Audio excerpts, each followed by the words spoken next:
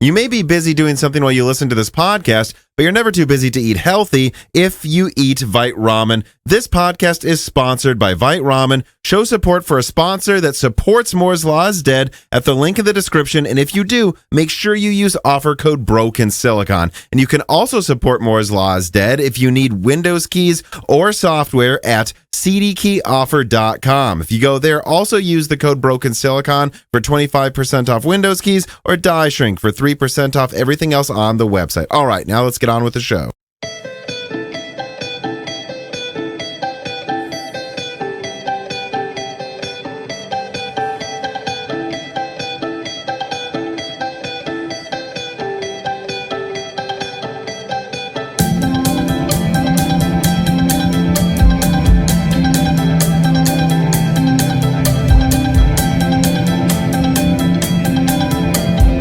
And welcome to Broken Silicon, a gaming hardware podcast. I am your host, Tom. And today I'm joined by somebody that actually, before I came up here to start recording, I was talking to my girlfriend and said, you know, this is someone that actually saved me like 2 years ago. I had a guest completely flake out last minute, and I actually didn't look up the email, but to my memory, what I said to you was, hey, remember how we thought about recording in 2 weeks? What if we did that in 2 hours instead? And you were just like, hell yeah, let's go. Let's do it.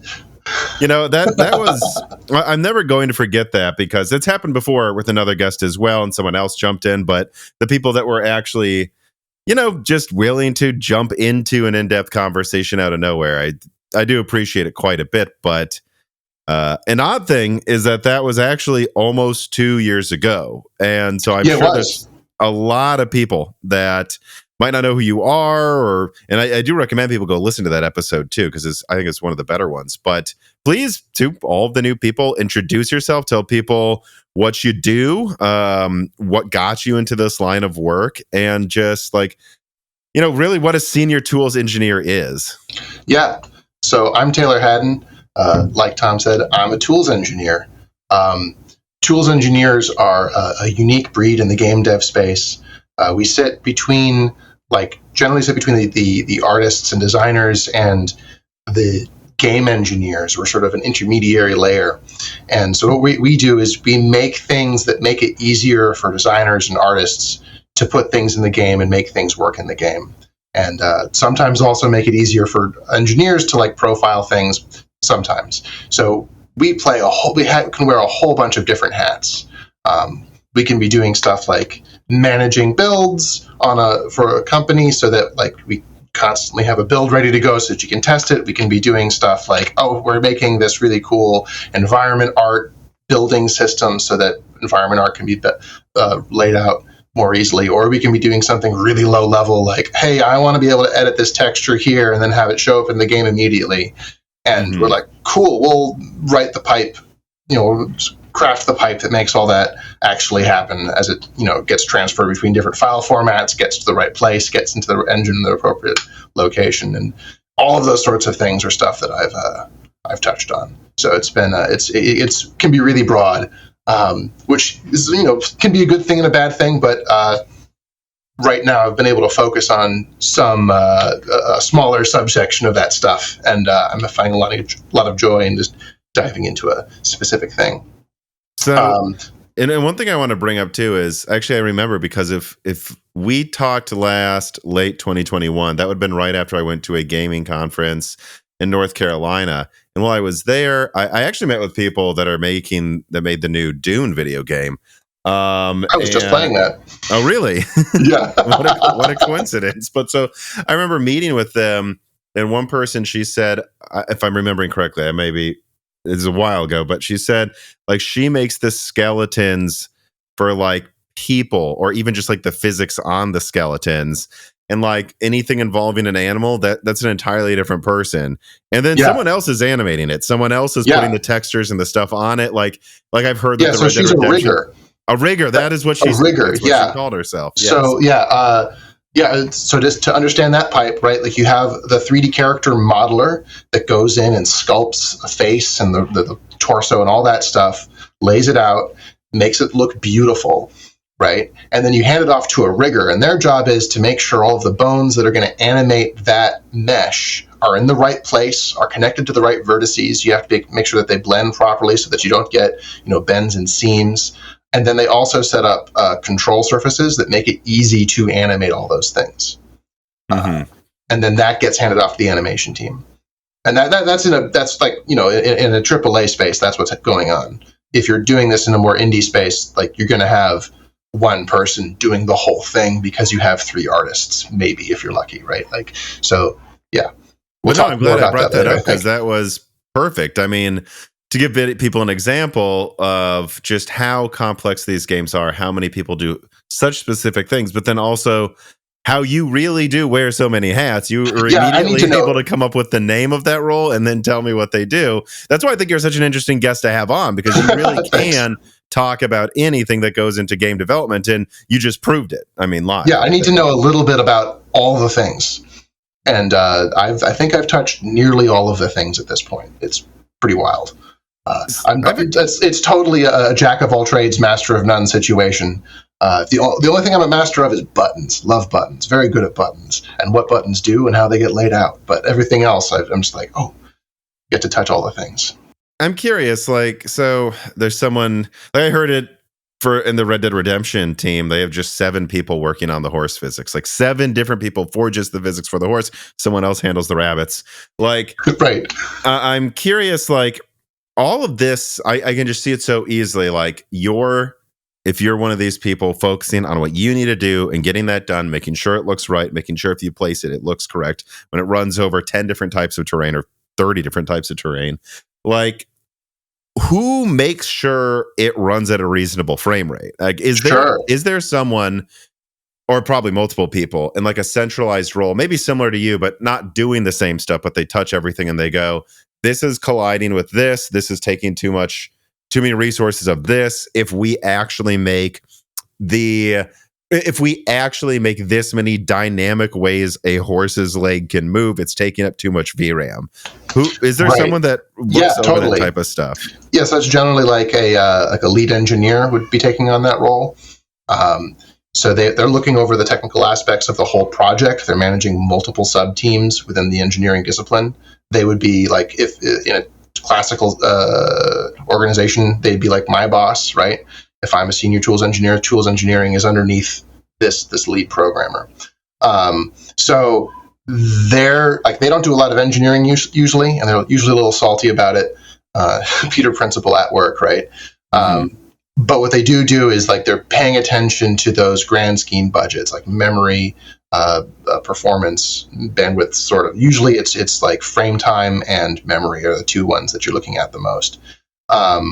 So for that, right, you're going to be having some budgets for different aspects of the game sliced up, right? You're going to have, we have, a couple milliseconds for rendering the terrain. We've got a couple milliseconds for doing pathfinding. We've got a couple milliseconds for doing animations, right? So long as in a random scene, whatever you're doing with the horses fits within that budget, no one's going to say boo, right? And it's only when you get the little hot spot that you might have an issue. Yeah, one game that comes to mind that it's kind of a deep cut, but I bring it up because it was one that I liked at the time, is this game called Mag that had 256 players on a console with, I believe, half a gig of RAM total. And I imagine that person, it was a lot of long nights making sure that you can fit. And there were 3 different teams too fighting in these 256 player battles. And they even had one type of battle which was 96 player that had all 3 teams. So that's assets for 40 different guns for 3 different teams for all their different vehicle types, all their different outfits you could customize. Like, and that they said there was this one assault rifle called the FN2000, which is kind of a futuristic looking Belgian gun. And they were like, the reason actually, they said in an interview, that doesn't have the foregrip option is it just looked too complicated. And if we added a foregrip, we ran out of RAM if everyone were to equip it in the game at the same time. Yeah, I mean, you got to think about that sort of thing. When I was working at Vicarious Visions, we worked with Bungie on Destiny 2 for a little bit. And one of the things that I was working on the tool chain for building weapons and stuff like that. And they had modeled every single component in that way so that they knew that they could handle like the worst case scenario of like 16 players or whatever it was, having the largest thing possible on all of their weapons, and it would be on budget, right? There's no way they're going to go over budget. And that sort of means that like in some situations you are leaving something on the table, but that's all in service of there never being something going wrong. And that, like, being able to do that, like, their engine was nuts on a number of levels. Being able to do that is very challenging on many dimensions. It's a challenging technical task, and that aspect also makes it challenging for developers to put stuff into the game, right? And it makes the workflow of making tools for it challenging when you have to be thinking about it in all these different components. Like all of those rumors from back in the day about how Destiny's tools like could take 12 hours to load a map are real. Like that was legit what was going on. And they mitigated some aspects of it. And my team at VV was part of mitigating some stuff further so that we could get, iterations of times that weren't insane. I think those times were for loading an entire map, and one of the first things that was done was like, okay, we're only going to load little tiny slices, right? That's pretty common. But and then sub slices of those slices, and like that, like pretty much all big games need to do that, right? Otherwise, you'd need absolutely monstrous development machines just to be able to hold everything in memory, because you're talking about gigabytes of data, right? And so I actually think this is a good place then to transition into one of the first things I wanted to talk about is one of the biggest pieces of consternation and debate and just hullabaloo online really in the first half of this year was that I remember late last year, a couple of games came out that if you had an 8 gigabyte graphics card, you could still run the game on PC, but you're not running at 4K Ultra. And in fact, you might struggle with 1440p Ultra. And then everyone said, well, it's poorly optimized. And then another game came out, and then another, and then another, and then another. And then I remember, saying, all right, it's been like 6 in a row, guys. I think this is now a trend. And I had on multiple developers, like one after the other, that all said, and I remember one of them did say this actually 2 years ago. Yeah, in a couple of years, you're going to need more RAM. And then a couple of years went by, and I just wonder, like, why do you think this surprised so many people? Because I remember in 2020 when the RTX 3080 came out with 10 gigabytes, in launch reviews, there were a couple games where you had to turn down settings in 4K, and I'm like, oh, this is 10 gigabytes now. Yeah, what do you think's going to happen in a couple of years? So I think I've talked to the podcast as I've been listening to you guys talk about this for a little while, and this is so. To my mind, I think one of the big things that's going on is that for a really long time, for 2 generations, right, you had PC hardware that was way more ready for the task for gaming than what consoles had. The tail end of the 360 PS3 generation, those consoles had 512 megabytes of memory total, right? The PS3 was split in half. So, like, by the end of that generation, anything you bought off the shelf was going to just destroy it, demolish it. And then when the PS5 came out, PS5 had 8 gigs. And I think... PS4 had 8 gigs, you mean? Sorry, yes, PS4 had 8 gigs. I misspoke. And you could only have 7, maybe. I think it was like 7, 6 I think at launch it was actually like 5.5.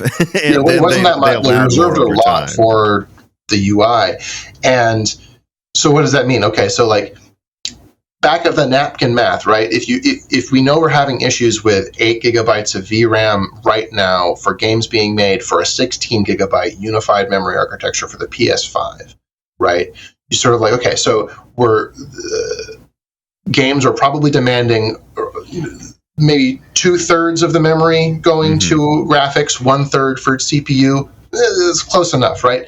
But even then, so 2/3 of 6.5-ish, right? That's 4-ish gigabytes, right? So you can cut it in half, and then it's even easier. And so like all the cards that are out back then is like, oh, it's fine, runs great. Like the PS4 came out, and all the enthusiast level PC folks were like, no worries, keep on trucking. Everything just looks better now. Everything's utilizing the hardware we already had better. And that's just not what's happening anymore, right? Even though the RAM levels were doubled, it was like only doubled, and some people were like, I would have liked more video memory. Even though devs always want more. I had multiple. Devs always want Someone who more. worked at Infinity Ward said, I wish it was 32, but 16. Sure, yeah. I mean, like if it was 32 gigabytes, like that'd be a huge amount of video memory. You could do a lot of stuff with that much memory.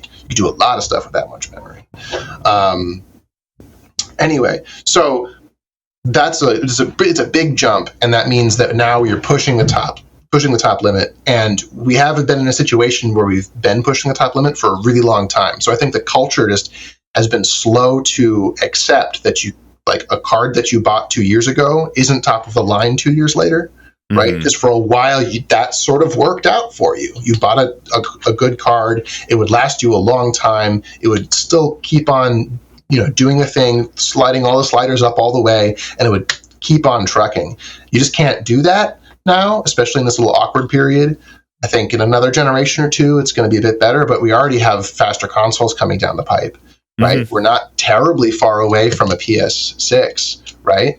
So we can anticipate those things just getting better and better. So in that influx, right, PC hardware is going to get more expensive, and it's going to be out of date faster. It's going to be more like the early days. Well, not that I was around that much in the early days, but I certainly remember like needing to balance my budget of what performance I had. It's like, okay, I'm going to tweak these things, playing on medium to low to get my resolution working, because I've got a larger than average, and I want 60 hertz over the things. That was part of the gaming culture for a really long time, until you could just throw hardware at it.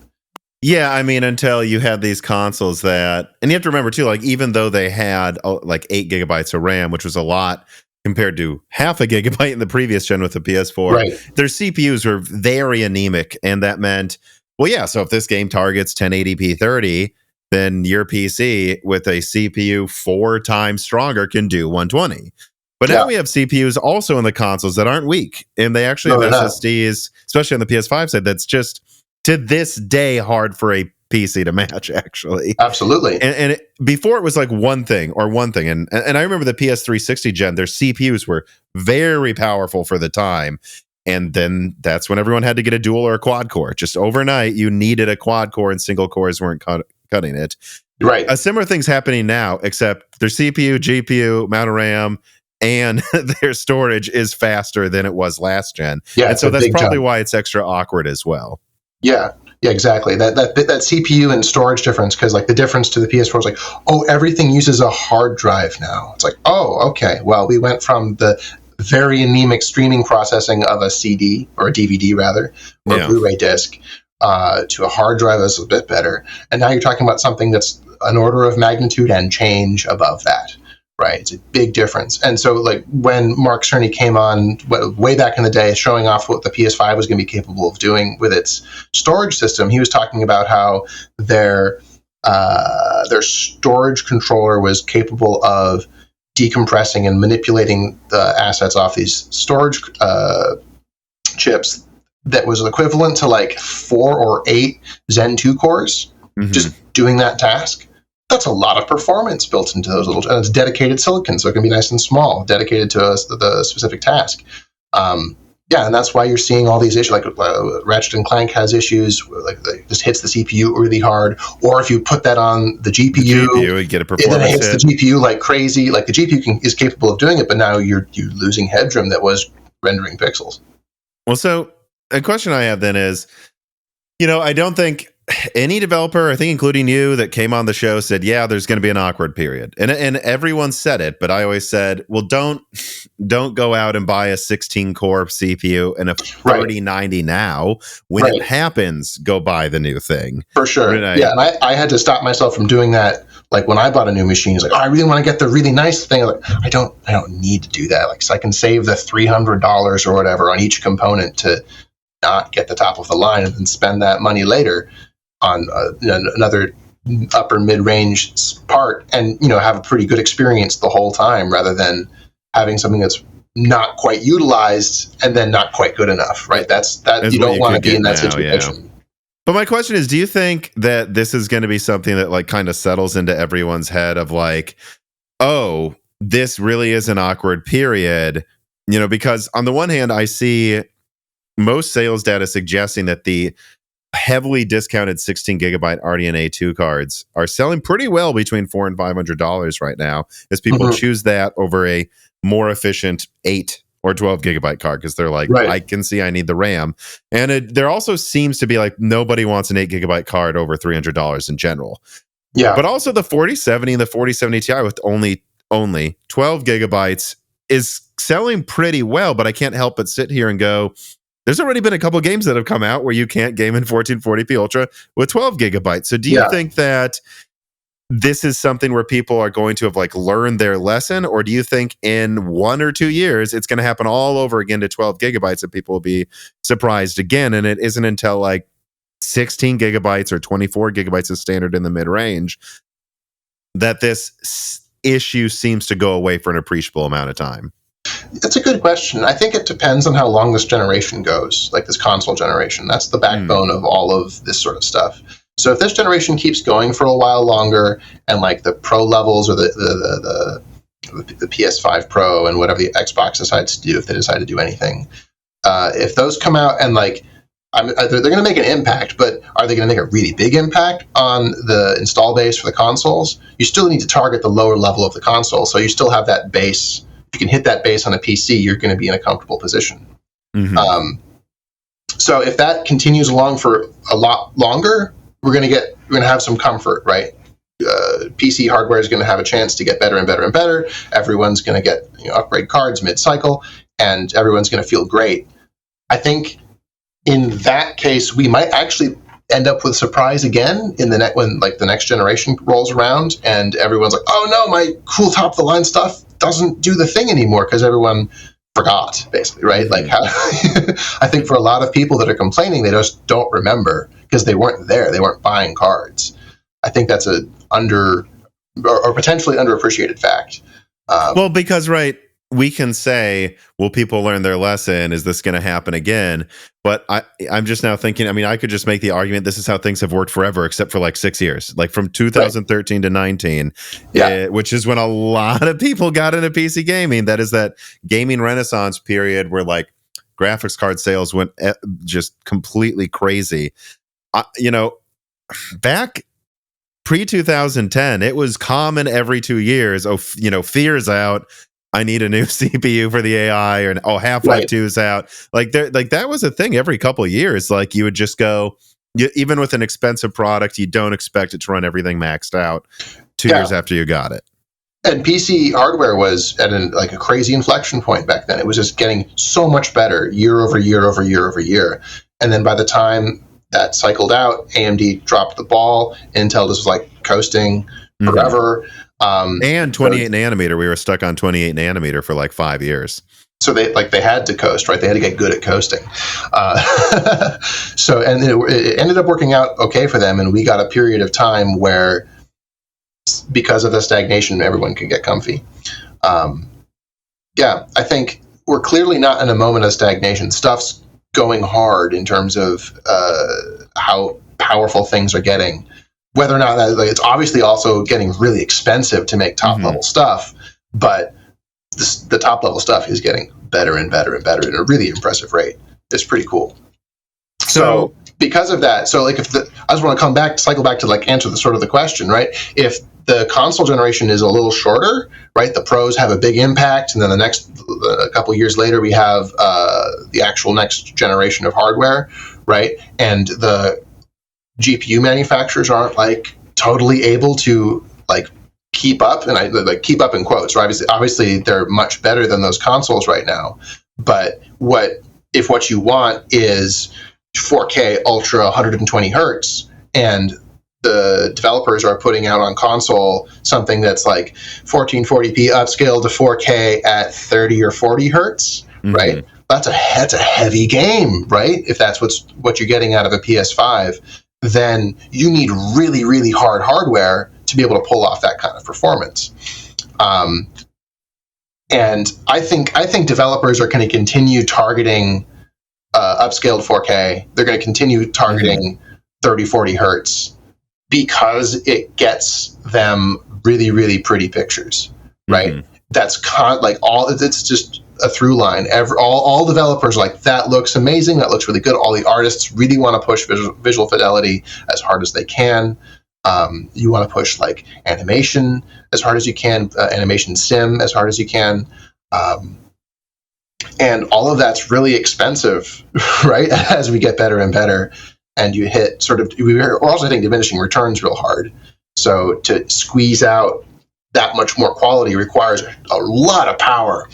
And so, yeah, I think we're going to keep hitting that 30, 40 hertz level. I think the fact that we can hit 40 hertz is actually really great with that VR is an art improvement, and I think all games should have like a variable refresh rate 40 hertz mode on console, because it honestly is quite noticeably better. I've messed around. It's so much better. That's what I played God of War Ragnarok on, and it was awesome. Mm-hmm. It looked great. It still felt nice and smooth. It was really consistent. Oh, I played it on the 90 hertz mode, so that tells you like what I'm looking for. But yeah, I think, well, that gets to a good question here. Zapedo3 writes in and asks, hey, Tom and Taylor, what's the next level of performance that you think game devs are going to shoot for? High refresh with current graphics, high resolution, more technologies that I can't even imagine? Cheers. And I think there's actually two ways to answer that question, right? Like, because I think a PlayStation 5 Pro is coming out late next year. I believe it's going to have a CPU like 50% better, a GPU over twice as good. Probably a slightly, probably a similar uplift to what we saw from PS4 to PS4 Pro, which was actually, now that I think about it, I was minimizing it, but actually I think it went from 1.8 to 4 teraflops, and then it was 8 teraflops of FP16. So actually, it's quite a large GPU performance uplift now that I think about it. But like something like that, for that console, how do you think they try to market it? Do you think they just try to make everything 4K 60? Do they market 120 hertz? So a lot of big screen TVs do 120 hertz now. Yeah. Or do you, and then in addition to that, like, what do you think the PlayStation 6, Xbox, whatever the next generation of Xbox is, what do you think those ones are going to target? Yeah, so like I think there's like a two ways of looking at that question, two ways of looking at that. And that's like, how are the hardware manufacturers going to try and justify it? And what are the game developers going to do with that power? So when you look at like the PS4 Pro was neat because you're going to play the same games that were going to run at 1080p, and you could, quote unquote, get 4K out of it, right? That was the pitch. And it was a pretty good pitch. Like, I got one. I wanted to play Horizon in a way and get all the pixels I possibly could. So I feel like you're going to get a similar pitch out of the PS5 generation, where it's like, okay, so you were playing the game at 1440p, 1600p or whatever at 40 hertz. Now you can dial some of those things up. It's going to be a little more. I don't think it's going to have as obvious an impact because you're probably not going to have as many hard A or B choices. Mm-hmm. We already have this sort of gradation in the middle right now on the PS5. I do think at the tail end of the generation, you're probably going to see the PS5 base mode and then better modes on the PS5 Pro, where do you want better resolution or do you want better performance? Those might be locked to the PS5 Pro like they were for the PS4 Pro, right? So just because developers are going to be like, we made the coolest looking game we possibly could and then tried to fit it on the PS5, right? And so like with that headroom, you can do this or you can do this. So I think that's probably, that'd be my guess, because that's what happened last generation. Mm-hmm. I'm noticing you not mentioning 8K, and it's funny. I feel like 2 years ago, everyone was like, maybe they'll have an 8K mode for like the special version, but now I don't even think they'll bother with it, even if it can do it, at 60 hertz. I don't think 8K on a living room display is nearly pointless. Mm-hmm. I'm sure there's some very rich people that are like, no, I have a 100-inch display. I can see pixels. And like, okay, right? I don't think for one, that's not a large market. So are you going to be selling like the Super Pro to consoles? I don't think so. Like that's, I think that market would be better served by like a obscenely expensive gaming PC running at 6090, right? So I don't think 8K has that many legs, to be honest. Mhm. I don't see the point. I'm not going to So buy you doubt one. it's even a target for the PlayStation, let's say 6 or next Xbox in, I don't know, let's say 2026, 2027. You think that even they might not market it much? I mean, I guess I don't know. It's hard to say because I guess that is 3 to 4 years from now. 3 Yeah. to 4 years ago was 2019. That was right after RDNA 1 came out. So like, but yeah, even back then 4K was kind of becoming standard. I don't It know. was becoming It's hard to standard, yeah. predict because you never know if like, and now finally 4K is kind of the standard. It is standard, yeah. So so the PS4 came out in a funky point in the generation where we were jumping from 1080p to 4K, and it wasn't just that everybody wanted a 4K set because it was better, even though it was better. It was that TV manufacturers stopped making 1080p panels. Yeah. Right. You buy a TV now, it's 4K unless you went out of your way to find a 1080p one, right? Well, but you have to remember, people need to remember too, when you make a monitor or especially a TV, especially a smart TV, which everyone typically wants the ability to press a button and turn on Netflix without having to plug in a console or something. Like the stand costs money, the panel costs money on its own. Once 4K is the most mass manufactured panel, going from that to 1080p, once you subtract the cost of the power supply and everything else in the panel, it actually isn't that much cheaper to make. So they might as well just make 4K. Exactly. And it is better. Like, you can tell the difference from a reasonable reasonable sitting distance, right? On like a 60-inch panel, 65-inch panel. But you're getting to a good point though, because you're like, 4K is becoming mainstream. It is mainstream now. Yeah. Because it's the option. 8K is even harder to tell the difference between. Yeah. It's probably not it might be by PlayStation 7 or something, but if that happens, it's because that's the only one they're making probably. Exactly, yeah. And I think the big thing that happened in the past couple of years was the transition to 120 hertz, right? HDMI 2.1 came out. We have all these awesome LG OLED displays that look amazing and are awesome to game on. Like the LG OLEDs have become like the standard TV nearly, right? If you want a nice TV, get that, one of the CXs, right? And all other manufacturers are like trying to hit one or more of those specs. So because of that, like we have now, instead of spending the HDMI 2.1 bandwidth on 8K, we can spend it on 4K 120, right? That's so much better for gaming. Right, that's such a better improvement to your experience because of the reduced latency, because of the smoothness. I love it. I don't see that being made better by 8K. It's just more pixels to drive. Like, you're not going to see it. We are already gaming in the living room at 4K when it's actually 1440p upscaled, and a lot of people barely can tell the difference. What's the point of 8K? Yeah, and so that I think that we've just answered the question too. Like, what would a PlayStation 5 Pro or Xbox Series Elite target? I would say, well, right now they're doing basically 1600p 60 with a full 4K 40 to 30 hertz mode as an option. So if you were to give me something 2.5 times better in graphics and 50% better in CPU, I'd go, well, if you unlock, for example, God of War Ragnarok, it tends to run around 80 hertz. Right, so a 50% better CPU.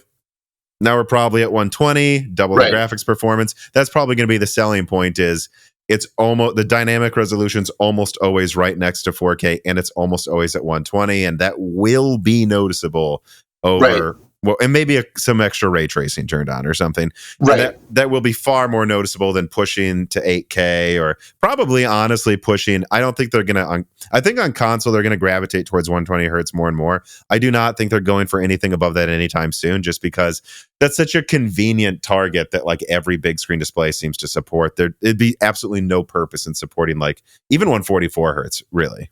Well, you also have to think about like there aren't panels that do that. I think Samsung makes some 4K 144 hertz panels, maybe.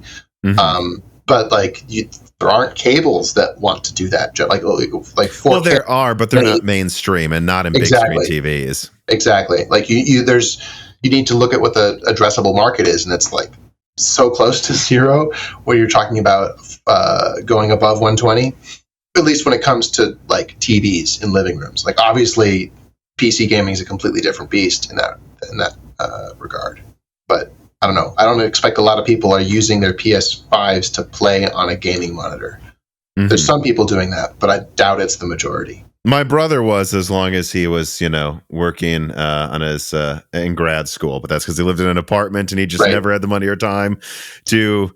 Which I remember those days in college where my monitor was my TV at my 100%. Desk. I've been there, but I don't know. We're video game nerds. We're different. We're a different beast. Yeah. But you're right too. Like, I went to an engineering college, so that's probably what engineers were doing, not what anyone else was doing. Yeah. Most people are like, I have a laptop and then I have a television. I think that's the standard if you're a tech, like a light tech enthusiast, right?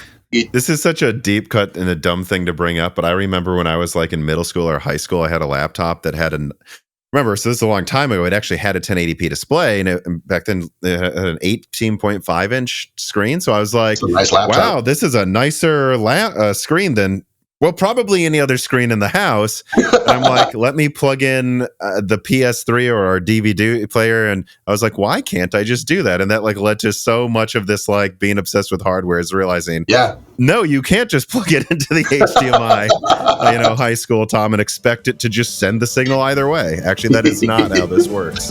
That's fantastic. That's great. Getting out and enjoying the weather, or is it too hot to get outside?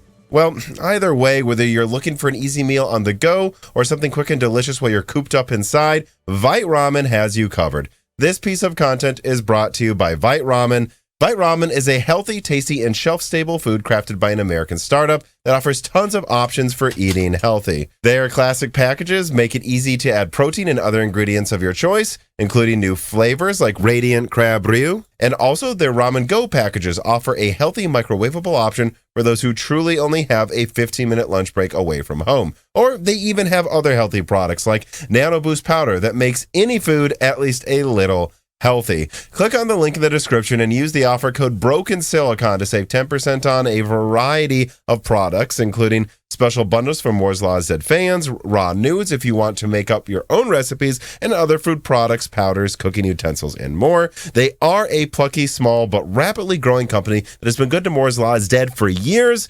So, supporting them helps support me, and even just clicking on the link below makes a big difference for Moore's Law's Dead. But I really do like their products, and I recommend you try them as well. So check out Vite Ramen today. Really? Couldn't keep the glasses on for more than a minute?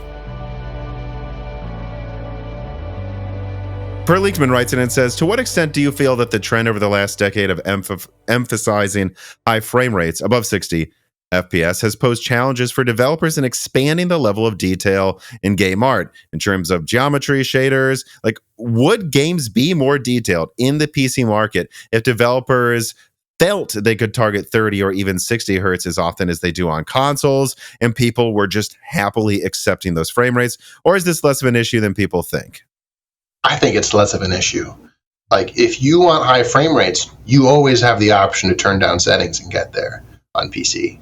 Mm-hmm. And then, we've talked about with consoles, people keep on making those trade-offs that push them down away from 60 hertz towards 40 and 30 because you get double the frame time to play with and do cool stuff with. So since a huge portion of the market is consoles, you're always working from that base of performance. So PCs historically have been an afterthought. Not it's been a larger and larger and more important part of the market for sure, but historically it's been make sure that we're shipping on PS3, Xbox 360, make sure we're shipping on PS4, make sure that's good, and then what can we do in the PC? Mm-hmm. And that's just sort of a reality of production. Nearly all production is done on PCs because it's a lot easier and a lot cheaper. That's the workstation. It's the workstation, yeah.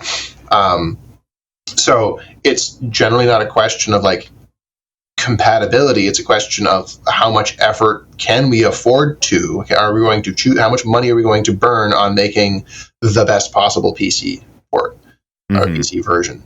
And some developers don't have the expertise. I know there's some people that are very much focused on console development. A lot of Sony's teams are completely within that environment. Like the games don't even boot on a PC, they don't work or operate without a controller. That level of stuff, but that's much less common outside of like the Sony space. A lot of people are using Unreal. Fewer people on consoles use Unity, but Unity is also a big part of game development. All of those things run completely natively on a PC, and you can have all the inputs that you want. So when it comes to making a good PC port, it's usually just a question of like, how much effort do we want to invest into this? And because we have that baseline of what a console is going to be doing, what you can push on top of that, you have to look at the marginal cost, because most PC gamers aren't enthusiasts. They're not running the top end hardware. So PC gaming really isn't that niche anymore. It's become fairly commonplace. A lot of people have them now.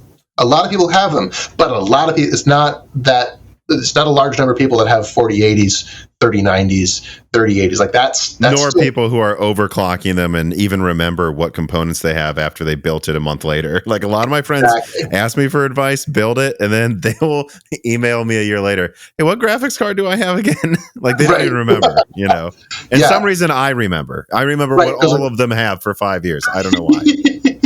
Exactly. So like Steam Hardware Survey, right, is actually a useful resource there, because you can look at what the addressable market has. What do most PC gamers have? For a really long time, they had 1060s. Now they have 3060s, right? That's most PC gamers. That's what they end up with their box, or the components that end up inside their box. So when you look at that from a game development perspective, it's like, okay, do we want to spend a lot more money making the graphics be able to scale up a lot more, so that the right, you might as well target 60 people. hertz, you're saying, and you might as well target that level of graphical performance, quality, instead of targeting 30 hertz, because at 30 hertz, it can't even fit in these mid-range graphics cards anyways. So we might as well target this level of quality at 60 and let the faster cards run it at higher frame rates, because you don't even have the VRAM to fit it. Sure, an 8K frame in this anyway. So there's two elements to performance, right? There's the memory and then there's the compute. So both of those things are happening. So if you can push higher assets, and they're back in the day, right? You had the HD texture downloads, right? For the people that had the 4 gigabyte cards and the 3 gigabyte Skyrim textures, Yeah. So sometimes it happens. I think in cases like this, like right now, it's not going to happen, because the delta between what the consoles are shipping and what the PCs could take advantage of isn't that large. I think there's a question here about Starfield, which is like the notable exception that it's not. Well, let me ask it. Race and Biscuit writes in and says, hi, Tom and Taylor. Hardware Unboxed recently uploaded a video covering Starfield GPU setting optimizations. In this video, they say that Starfield would typically utilize about 8 gigabytes of VRAM, and that goes for even if you're testing it on a 4090. It rarely went above 8 gigabytes. Is this Bethesda's attempt at Starfield trying to remain compatible with 8 gigabyte GPUs at the cost of needing to swap resources more frequently between GPUs and RAM? And if true, is this exposing memory bandwidth limitations in Ryzen processors that use infinity cache and maybe get overloaded? Well, actually, I didn't even think of this before we started recording, but I'm just going to suggest Starfield's one of those 10-year development cycle games. So maybe it's not using more than 8 gigabytes of RAM because it was designed back then. I'll tell you exactly what the thing is. It's the Xbox Series S, which has way less memory available for it. So they needed to fit the game on that. So that's a huge number of decisions went in to make it so that it could fit into that. I don't have insider information on this. That just seems like the most likely scenario. The fact that it also fits into a 3070 or whatever, great, win, everyone's happy. I don't think that they were like, oh, we need to have this fit into 8 gigabyte graphics cards. They were thinking, we need to make sure this fits on the Xbox Series S. And this game was announced in 2018, and it was already under development. So, at a minimum, this game took 6 years to make, and it probably took 7 or 8. So if you think about when that game would have started, but it's a lot larger game, so it took longer to finish, you should really be, I still consider too, you should be comparing this to the games that came out with 4-year development times, and those didn't have these VRAM issues either. And they would have been targeting not just the Series S, they probably would have been developing this next to Xbox One and PlayStation 4 dev kits too. So that's a strong possibility. There's, rumors that you hear that like one of the reasons that Bethesda was snapped up with the aggression that it was because they heard that Sony was going to buy exclusivity. I've heard that. Right. And they were like, nope, can't have that happen. We're going to do it first, and we're going to do it harder. I'm not going to condone such behavior, but I wouldn't condone it in the other direction. I was going to say, we'd be here all day if we were pointing at what one or one other side does. Exactly. So you can probably make a really strong argument that PS5 was the target SKU until the Microsoft deal went all the way through. Right, the base SKU, and then they were still working on the Xbox versions, of course, but the Xbox has sold 50% maybe of what the PS5's done. Well, a lot of these games are built on all of them, and then the deal happens that puts it on one platform. Like I remember, of course, there was a leak years ago that showed Gears of War 3 running on a PS3, and that's because they wanted to put it on the PS3, and then Microsoft was like, no. Yeah. And so usually they are built to run on everything, and then it's funneled towards a platform, I think, right, too. Like that's very common. It's pretty common now. I mean, especially unless it's like Naughty Dog, then we know what they do. Exactly. If it's first party studio, it's obvious. But so much development happens on third party engines like Unreal that can just do whatever, so long as you have the development hardware to compile towards it. So, and then even that, like a lot of third parties jump back and forth. They know what they're doing. They're capable of running on either, capable of compiling towards either. Well, so I think this dovetails good and well into this question by, oh boy, I don't know if I'm going to be able to say this name, Non Trung Min. That's my guess. He says, Ohio Tom-san and Taylor-san, how does a studio or developer pick the minimum target cutoff point for a game? As game requirements go up, more people on the lower end have to be cut off eventually from playing. But at the same time, if you're a developer, I'm sure you don't want to alienate a massive part of your audience. But they clearly do eventually because, well, I can't play Starfield with a GT 710. So clearly a decision was made as some minimum point. Game development then takes 3 to 6 years these days, and a lot can change in that 3 to 6 or even more years.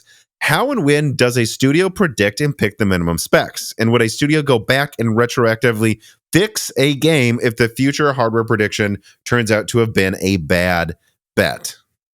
Yeah, I think it's a fun question. So we mentioned Steam hardware survey a little while ago. That's an important point of information, just knowing what hardware is out there. And that can make an impact. And I think that makes an impact on how hard a developer tries to be able to crunch something down. If you know that there's a large market of people that have a 1060, for example, you're going to try harder to make things run okay on the 1060. As that market diminishes, you're going to stop trying. So if you have if you still have like 40% of the market on that level of performance, you're like, we need to hit this level of performance in order to, so that we're not slicing ourselves at the hip, trying and cutting ourselves off from that market.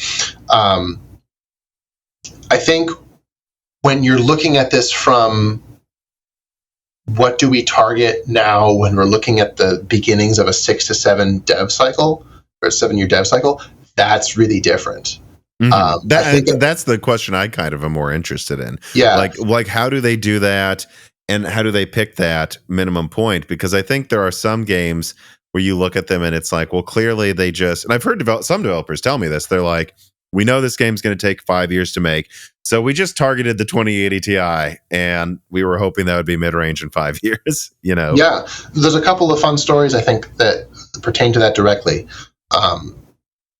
Star Citizen is one of those, right? When the first screenshots and gameplay footage came out from Star Citizen, people were like, whoa, that looks wild, right? And for a really long time, you needed an absolute beast of a system in order to run it, right? You needed that 2080, that you needed a really high-powered CPU, you needed an SSD. All of those things are becoming more and more common, right? It's still a very heavy game, but it's no longer in a class of its own, like when it first initially started coming out in a playable, quote-unquote, state. And that's because they looked way ahead. We're like, we're going to be working on this game for a decade. So we were going to try and hit way up here so that by the time we finish it, that's still good. Right? Assuming it will be finished someday. Yeah, who knows? That's allegedly. Allegedly finished. So I think that worked out well for them. It meant that they could do some things that you're like, we're just not going to bother trying to support anything lower than X. So we're going to do all these fun things. We can get a much higher level of detail. We can do cool things with lighting. To be fair, though, most games don't have that kind of development funding cycle. They're maybe the only dev that could even get away with that. Yeah, because they're crowdfunded. On the other end of the spectrum, I think a good example of this is Watch Dogs. So Watch Dogs was notorious from the Watch Dogs downgrade from the initial E3 footage to what actually showed up, right? It was disappointing, and very understandably so. And you have to understand, like, when it was initially showed off, it was running, right? But it was, that small section of environment was running, and it was running on PC hardware, and it was running on PC hardware that was better than what the consoles ended up being, right? So basically, Ubisoft was saying, we think we can hit this. This is what the consoles are going to do probably, and they were a little off. And because they were a little off, they had to make some pretty rough cuts to the presentation of that game, and it turned out unfortunate. You want to know something else funny I heard about that one? What? So it looked cool, but it's almost like if you look it up, looked like one of those GTA 5 realism mods. Honestly, is what it looked like to me. Those mods look cool, but it's hard to see enemies when it's raining and it's dark. And what I also heard is in playtesting, they're like, no one can see them. Like it looks photorealistic, but in real life, you can smell, hear, squint, see something. In a game, they couldn't see the enemy, so we kind of had to dumb down the graphics in that section. That's interesting. So you could see. And I've heard actually about that in a lot of different games as well. Like an example where it turned out well was Killzone 2, where they showed off this demo. The final one looked, I'd say, arguably as good, but like some of the effects looked worse, the lighting looked worse, but the facial animations looked so much better than the demo they showed off that looked like it looked like PS4 faces with PS2 facial movements. It looked way worse, right? And it's like they roughly hit what they wanted, but they also changed it because they just thought it looked goofy too. Yeah. That visibility question is really interesting. I hadn't really considered it, but I've definitely encountered that where, because the environment is so well made, it's so dense with visual detail, you sort of get lost. It's like you can't focus on a thing. You walk in. I noticed this in particular in what was the first Frostbite game? Not Frostbite. I'm sorry. Snowdrop. So that would have been The Division, right? You're walking around to these apartments. You're looking for like tin cans and stuff, but you can't see the tin cans because there's garbage everywhere. You can't find the garbage in the garbage. And then that's that kind of a thing. I found it like visually overwhelming almost playing that game for a bit, just because there was so much density. You didn't know what was important. Well, actually, I actually think this is a good question to ask next. So QH Freddy writes in and he asks, can you describe how optimization takes place during different phases of game development? Is it something often done from the ground up and then honed to the whole time, or is it usually done later? Or like, are there just stages where we just sit down and optimize everything and then keep making more of the game? How do developers approach this? How do engine developers approach this? So I've seen all three of those different scenarios. Oh. So it really depends on the culture. Some studios are like really, really rigorous about performance, and they keep a lid on it the whole time. Some studios don't worry about that so much, and they're like, we're going to fix it later, we're going to fix it later, we're going to fix it later, and then they maybe can fix it later. And sometimes I think that the last one is probably the most common, where you have these like micro dev cycles, right?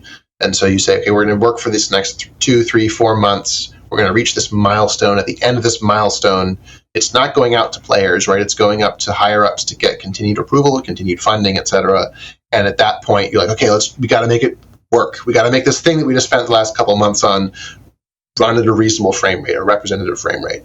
I think that one's probably the most common. There's a lot of different game studios out there. I've only seen the insides of a handful, but that one's pretty common, and I think like where they're like relatively successful at set points, making sure it's working, and then at the end there's polish. Exactly. Yeah. Do you and obviously the way they do it matters for their own culture, how many people they have on staff that they can even afford to do it. So, like, what do you think typically works best, though? Like when you have someone ruling with an iron fist the whole time? Because I think that's kind of how Naughty Dog does it. Like, just there's a guy there always telling you no or yes for everything you add in. But then there's studios where I think clearly they just have breaks where they make sure it works. Like, and then I think there are some games that have come out that I suspect they maybe weren't doing it as often, and then it doesn't look good for the amount of performance they have. Yeah, for sure. I think so. A lot of the Sony studios have that culture of iron fist, right? I don't know about Naughty Dog, but Sony Santa Monica, they're definitely pretty stringent about it. In Spider-Man Studio. Insomniac. Insomniac. There we go. So yeah, Insomniac, they're pretty hardcore about it. They've got some really excellent engineers at the top level that really push on that stuff. And you can tell, right? Those games stand out amongst all other games in terms of their visual fidelity to performance ratios, right? Like that's on a similar level to the Doom games on PC. Doom runs really well and it looks really good, and most games don't get close to that performance to visual fidelity ratio. But like those Sony games, they're getting darn close. They're very, if not better or equivalent. And so I don't know what the inside of id looks like. I expect they're probably paying attention to that a lot, right? That's sort of what they do, is make really excellent game engines, really excellent rendering engines. So I think you do that if, or an environment like that happens when you have engineers that are really good at what they do and have the political clout within the company to throw their weight around, right? And so those companies have a long history of doing that and being really successful. You said history. I was going to say, if they've become well known as Guerrilla or Naughty Dog, or for a while there, I would say, DICE. It's like the reason they're allowed to do that is because they've gotten a lot of credibility and they've gotten clout and political capital in their circles, and so people listen to them. And then if it's a studio that's never really had that history, you can see how maybe that culture wouldn't even develop in the first place. Right. When you have like an engineer of 5 or whatever in a small studio saying, hey, we really should get performance to be good, right? And you have some other folks that are like it's running fine, I think, right? And you like, and he's like, you've got two 3090s, of course it's running fine. What about exactly this right? Like you can let that sort of run away from you if you're not careful about it. You can definitely get into some trouble if you're developing a game and you're like on your cool, awesome development box, like it's running 30 hertz, it's perfect. You're like, have we run this on target hardware yet? We might want to check. We might want to see what's happening. Well, and you can. That's what happened in Cyberpunk. Yeah. Right. They were running on their PCs. Looks awesome on PC. Shipped in a pretty decent state on PC, and then you start trying to make that run on lesser hardware, and it just fell apart. Mm-hmm. They just well, and you can it. see how you'd get used to it too, because Yeah. one of my favorite stories I also heard from like Killzone 2 development is Killzone 3 had really low latency, and they were like, well, I thought that was a gameplay choice to make Killzone 2 feel heavy. And it's like, most of the heavy feeling is just visually on screen. No, we just didn't notice the latency because we got good at playing the game with input lag. Right. Yeah. And low level stuff can make a huge difference, especially with shooters. Like, what's it? In Bungie, people don't want to touch the core shooting code because it's been in there for forever. It's been in there since Halo. Some of it's been in there since Marathon. It works really well. It's made them tons and tons of money. They don't want to touch it. They're not going to touch it. And like Infinity Ward did experiments with trying to make Call of Duty and Unreal because they spend millions and millions of dollars on engine improvements. And I think their stuff is Quake based, Quake 4 based, I think. And they just couldn't get shooting to be as good. They just we couldn't reach the same level. So like, nope, we're not sure exactly how we could fix this. It's Unreal's a big engine. There's a lot of stuff going on in there. It's not something that you can just change the order of a loop and now shooting works better. It's just gonna when you're focusing on very minute differences.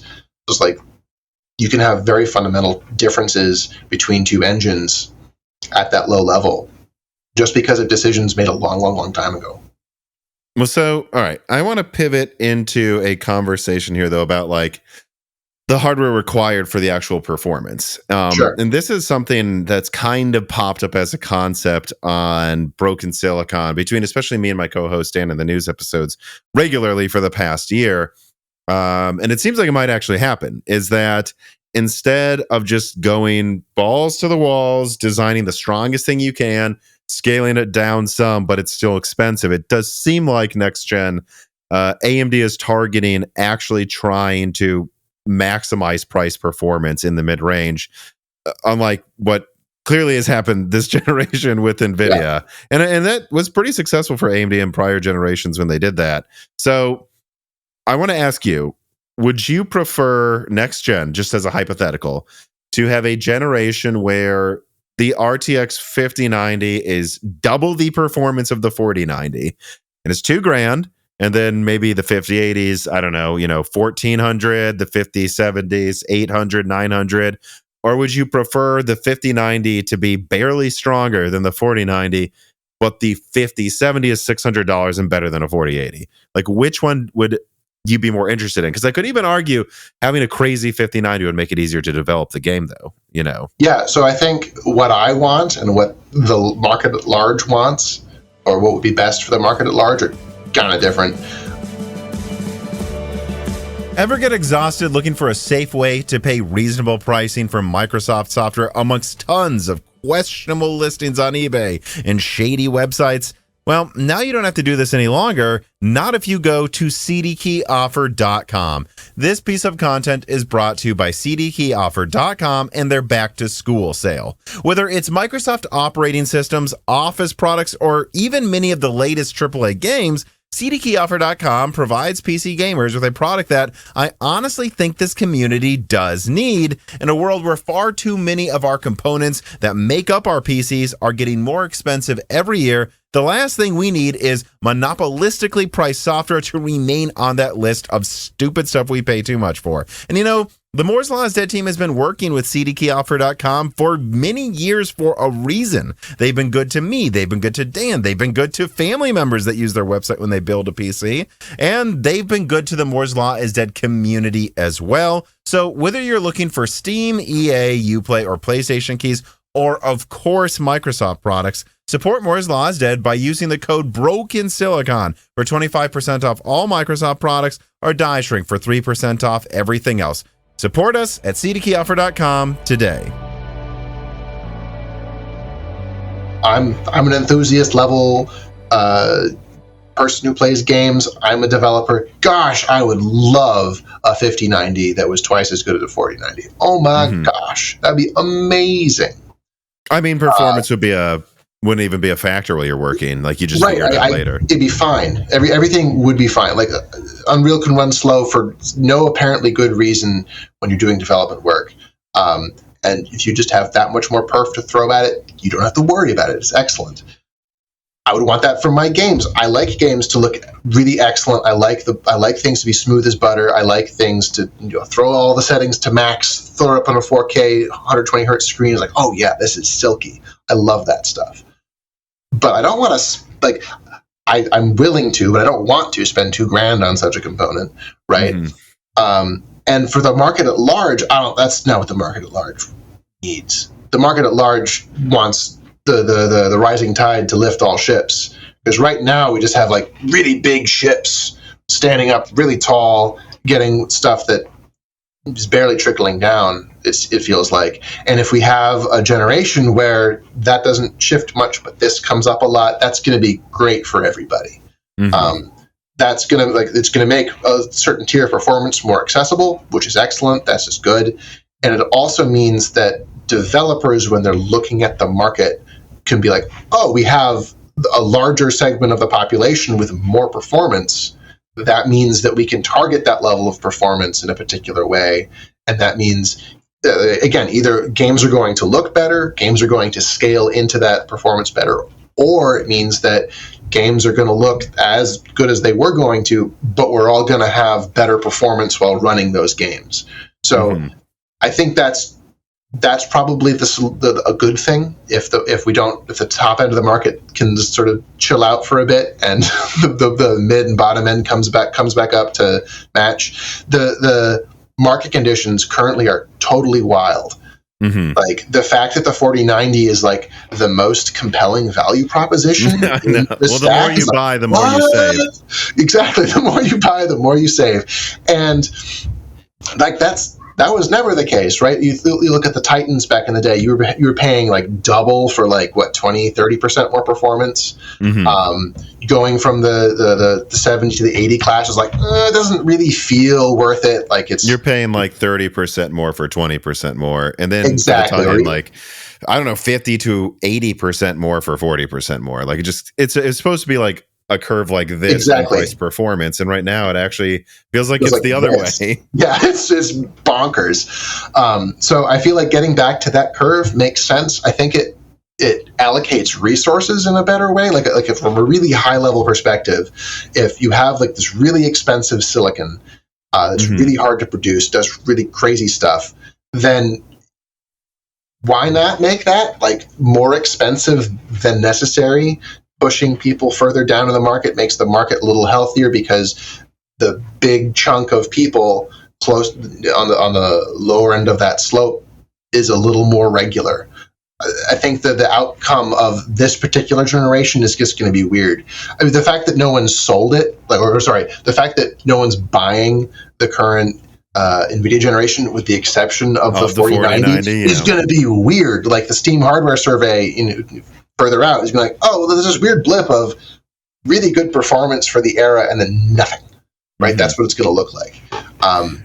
Well, yeah, and I think a theory that I genuinely have, I think it's two factors why Nvidia did this. The first reason I believe is that they make so much more money selling an RTX 6000 at $5,000 instead of even a Titan at $3,000 that they just don't see the point if gaming becomes a smaller and smaller part of their revenue.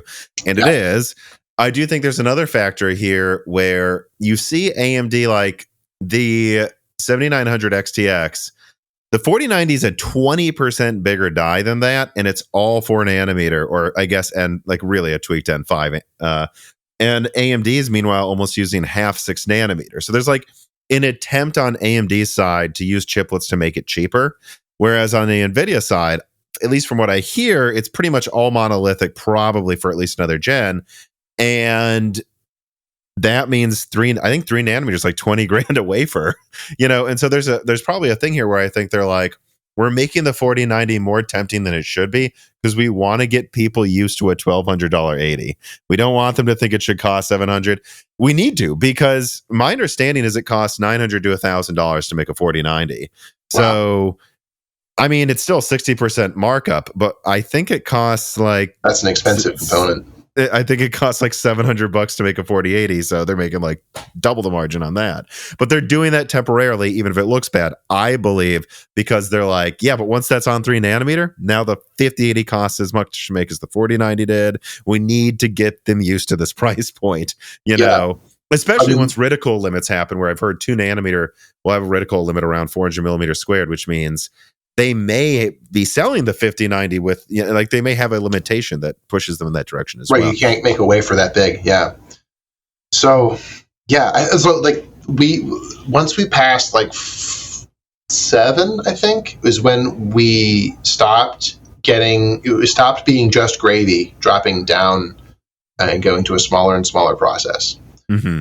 Prior to that, like you drop down a process, everything that works in the upper process is like still works, still awesome, just faster, less energy. Mm-hmm. And we're way past that point now, where like you have to worry about quantum tunneling of electrons, you have to worry about all this crazy stuff at this low, very small level. You have like the reason that AMD is using chips on a higher level is because some of those processes just don't scale down in a useful way. Like that's why the I/O the memory controller portion really exactly. There's no benefit to making it smaller because you can't. Like you physically can't do it. It would just be taking up more space or a similar amount of space on a much more expensive piece of silicon. So just don't. You don't want to do that. That's like the point of chiplets, or half the point at least. And yeah, so like Moore's law is dead. We're running like face long into this wall of we can keep shrinking, but the benefits of shrinking are becoming smaller and smaller, right? Logic, it's becoming much more expensive per transistor. Like that cost per transistor is no longer nosediving. It's starting to plateau and creep up again a little. Or at least, or in terms of transistors per millimeter, right? It's no longer going down. It's no longer like the actual transistor, though smaller, is actually cheaper. It's smaller, it's better, but it is not cheaper per transistor exactly. anymore. Yeah, that's what I was trying to say. How much of that do you think has thrown devs through a loop, though? Because I remember my original Lovelace leak, which was really based on the Nvidia hack, where we just knew basically most of the specs, but then also informed by what other people were telling me around Nvidia. And I remember going, yeah, so I think the 104 die, the cut down one, will be used for like the 4060. And I remember thinking that 12 gigabyte die was going to be used for the 4060. No, the 107 die was the one that I predicted would be for the 4050.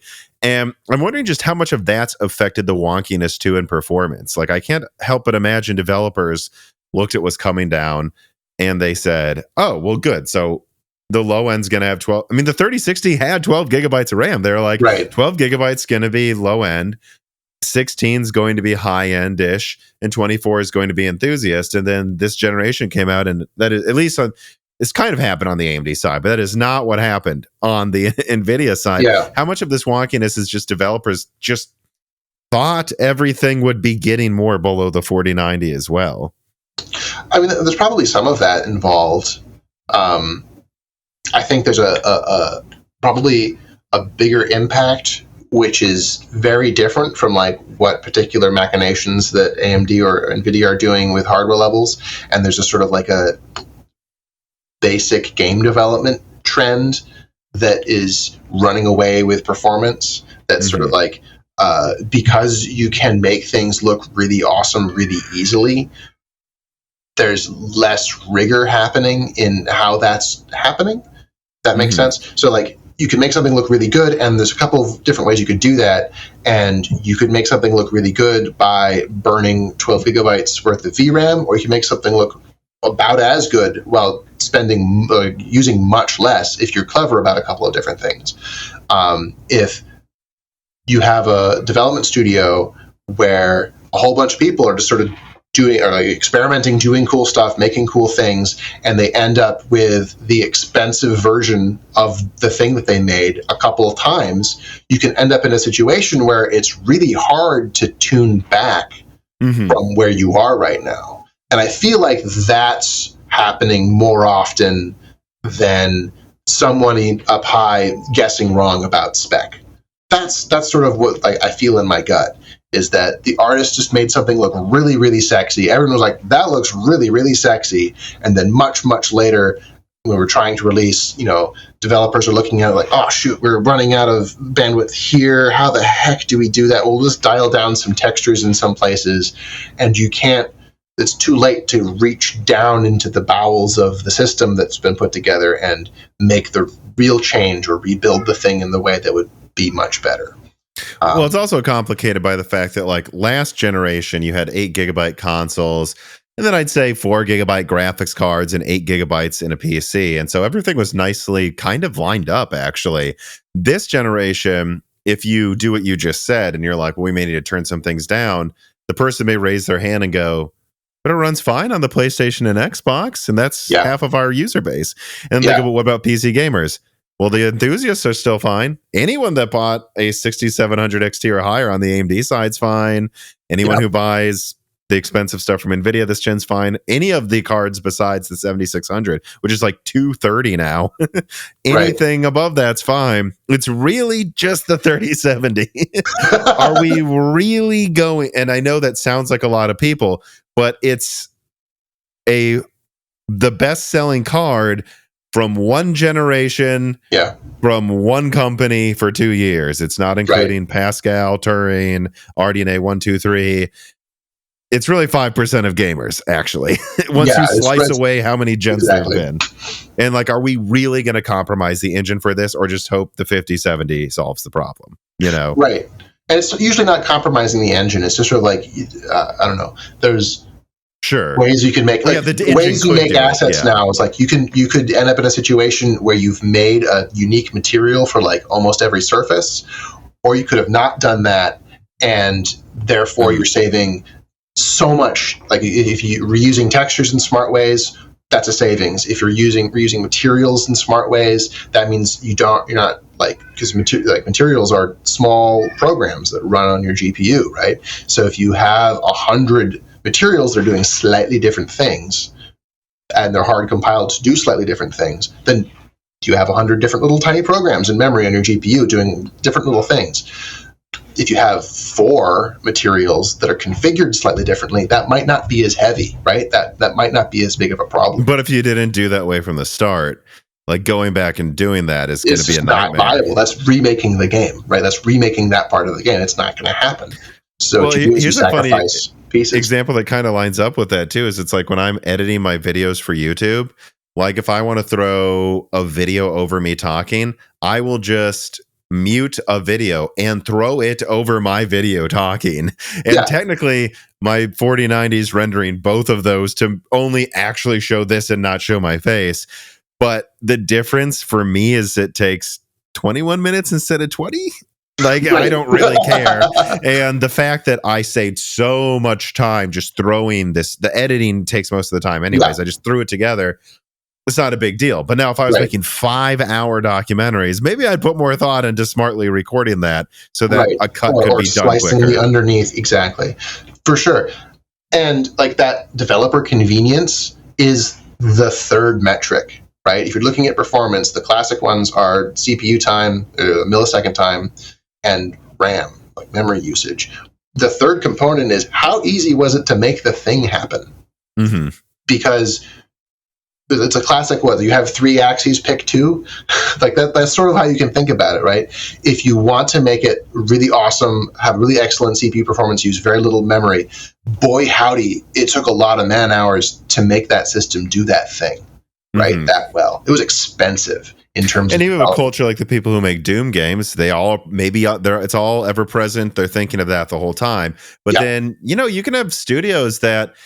I'm trying to think of a good example, right? I mean, honestly, Bethesda may be a good example. They make great games that are really cool, but they're giant games, and a lot of the work is like this teddy bear sitting on a toilet holding a newspaper in Fallout 4.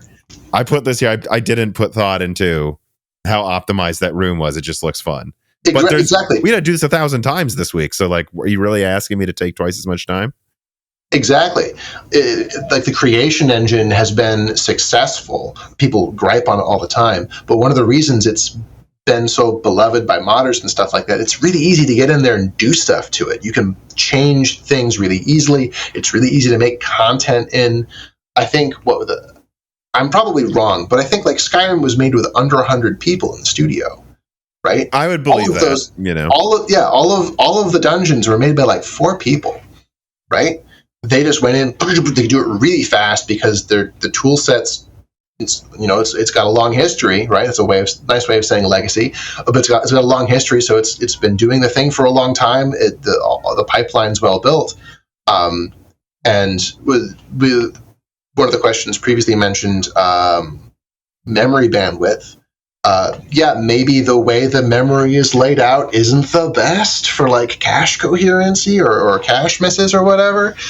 But do you care if the game is awesome and a lot of fun to play? You probably don't care that much. And also to touch on that question too, my experience has always been, actually I've always said this to my friends all the way since Fallout 3, when I went from playing it on the consoles and I was like, no. And then I tried it on PC and I was like, this game's awesome. It's like, get Bethesda Studio games on PC. They're meant to run on a PC. And They love lots of bandwidth. They've always loved a ton of bandwidth and having ample DRAM. They've always liked having that. And just because they're not using a lot of VRAM, which they typically don't actually, does not mean that the way the game's just, some would say clumsily, but maybe I'll say hastily put together for each section, it likes that form of brute force. And you can see how like a console, that's like the one thing the consoles usually don't really have. Sure. And we can talk a little bit about like differences in engine, right? Like we can talk about this low level stuff. You walk into a room let's use Destiny 2. Destiny 2's engine is like the polar opposite of the creation engine, right? You walk into a room in Destiny and you see some stuff on a table.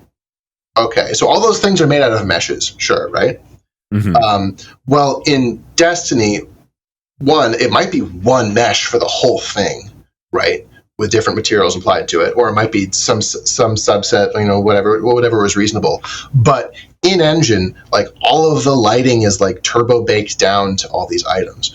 All of the meshes themselves have been turned into a format that's like, we're assuming it's never going to move. It's always going to be right here, right? If you do that you get a lot of benefits. Like you can do baked lighting, and baked lighting looks excellent.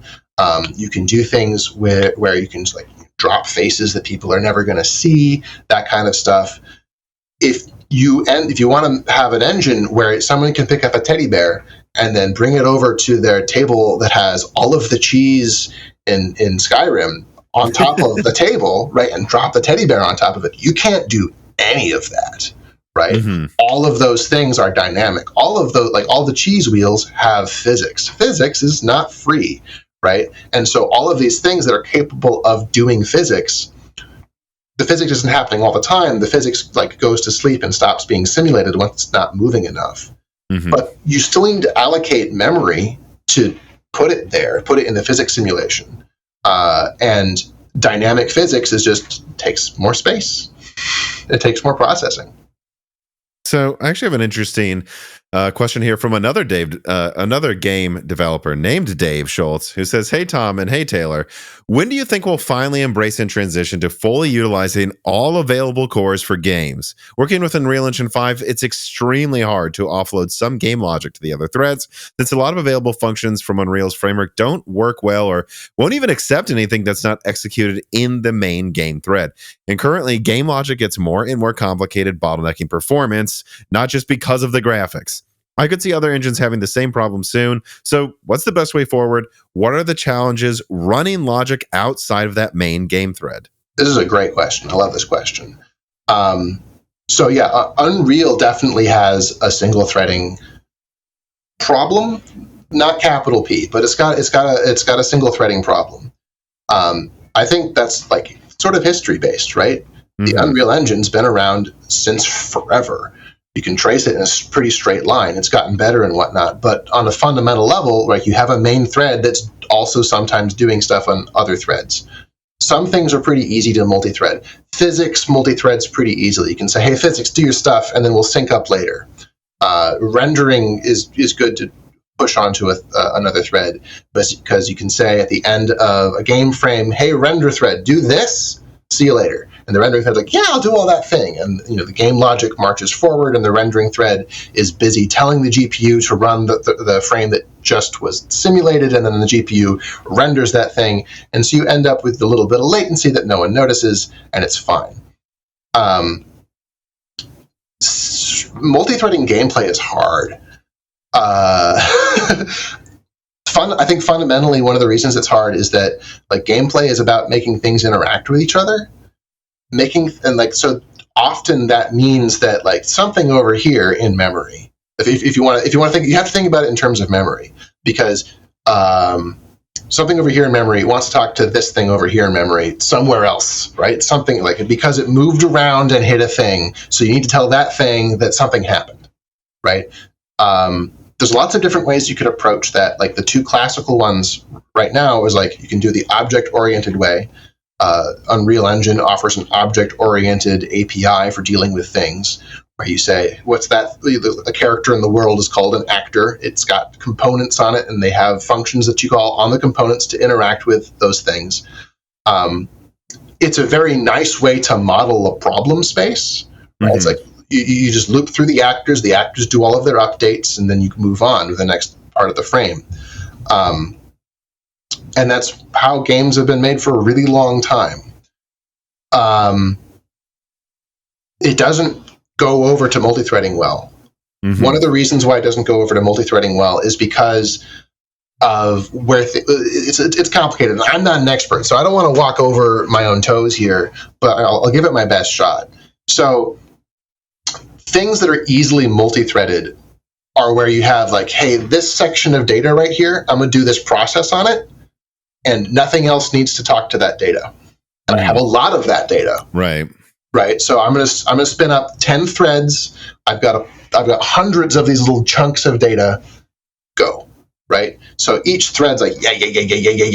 If one takes a little bit longer or if it takes a little bit longer, that's fine. You've got 10 of the threads chewing. Right. If one of them takes less time, schedule to the one that's not being used. Exactly. If this one takes a little bit less time, it just grabs the next one off the ready stack, and it can chew through really fast. It's great.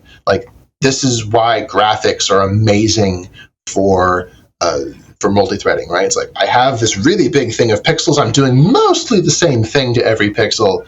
We can spin that up to a whole bunch of different shader cores.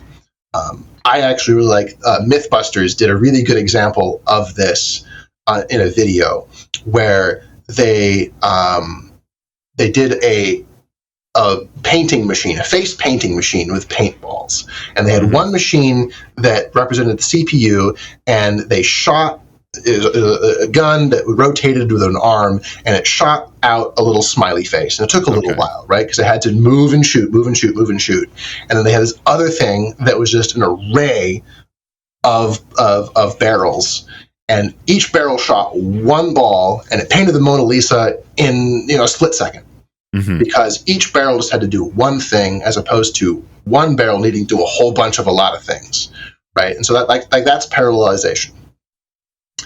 So gameplay simulation is a lot harder to break up into lots of little chunks that are kind of the same. Mm-hmm. Some developers have been more successful in doing this than others.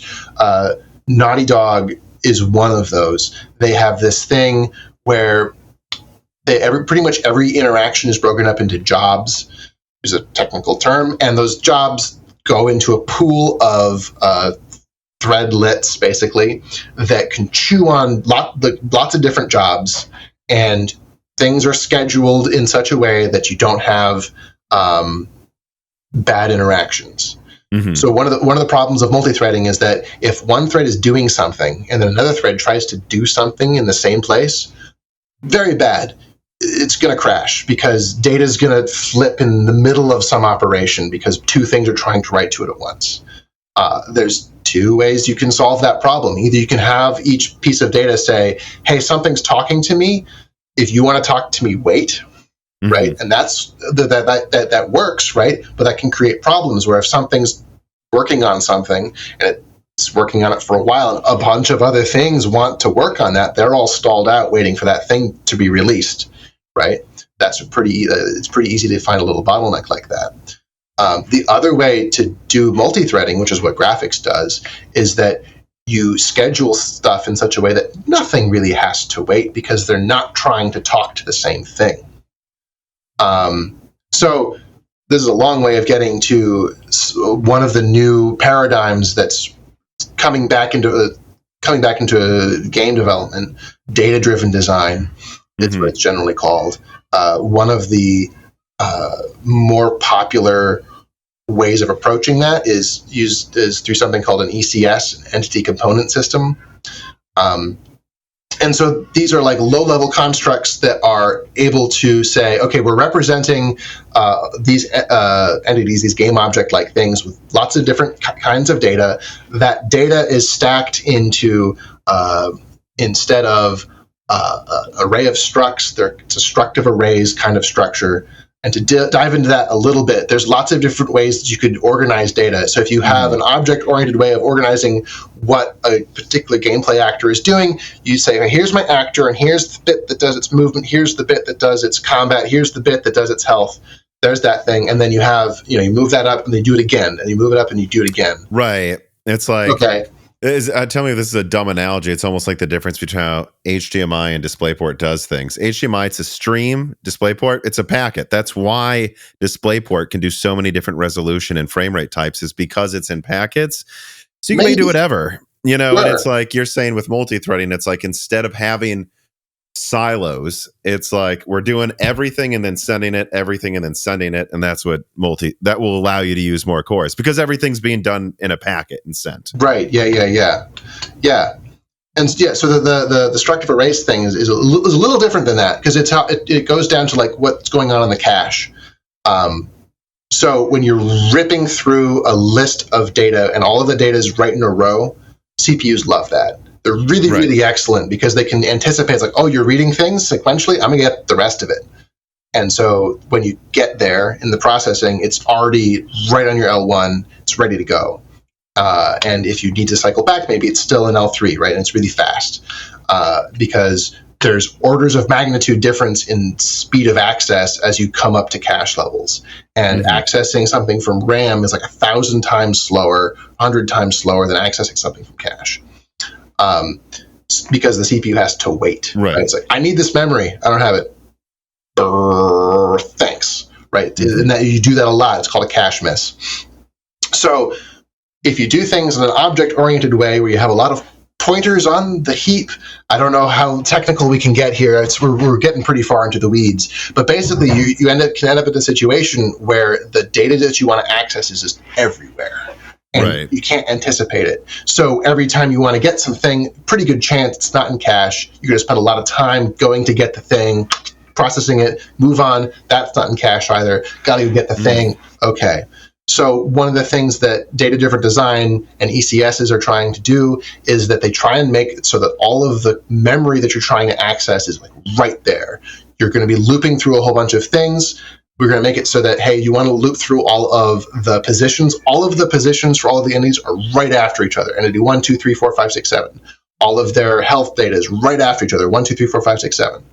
So no matter what piece of data you're trying to access, you can just rip right down that list, and the cache system can keep up, right?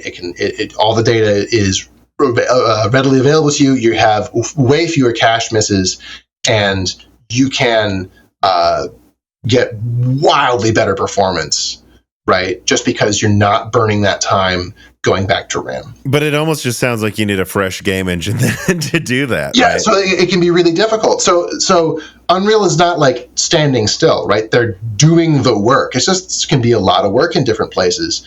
Unreal's got some ECS stuff happening under the hood in places. It's just, it's kind of hard to replace the whole underpinnings of some of the other things that you're working on.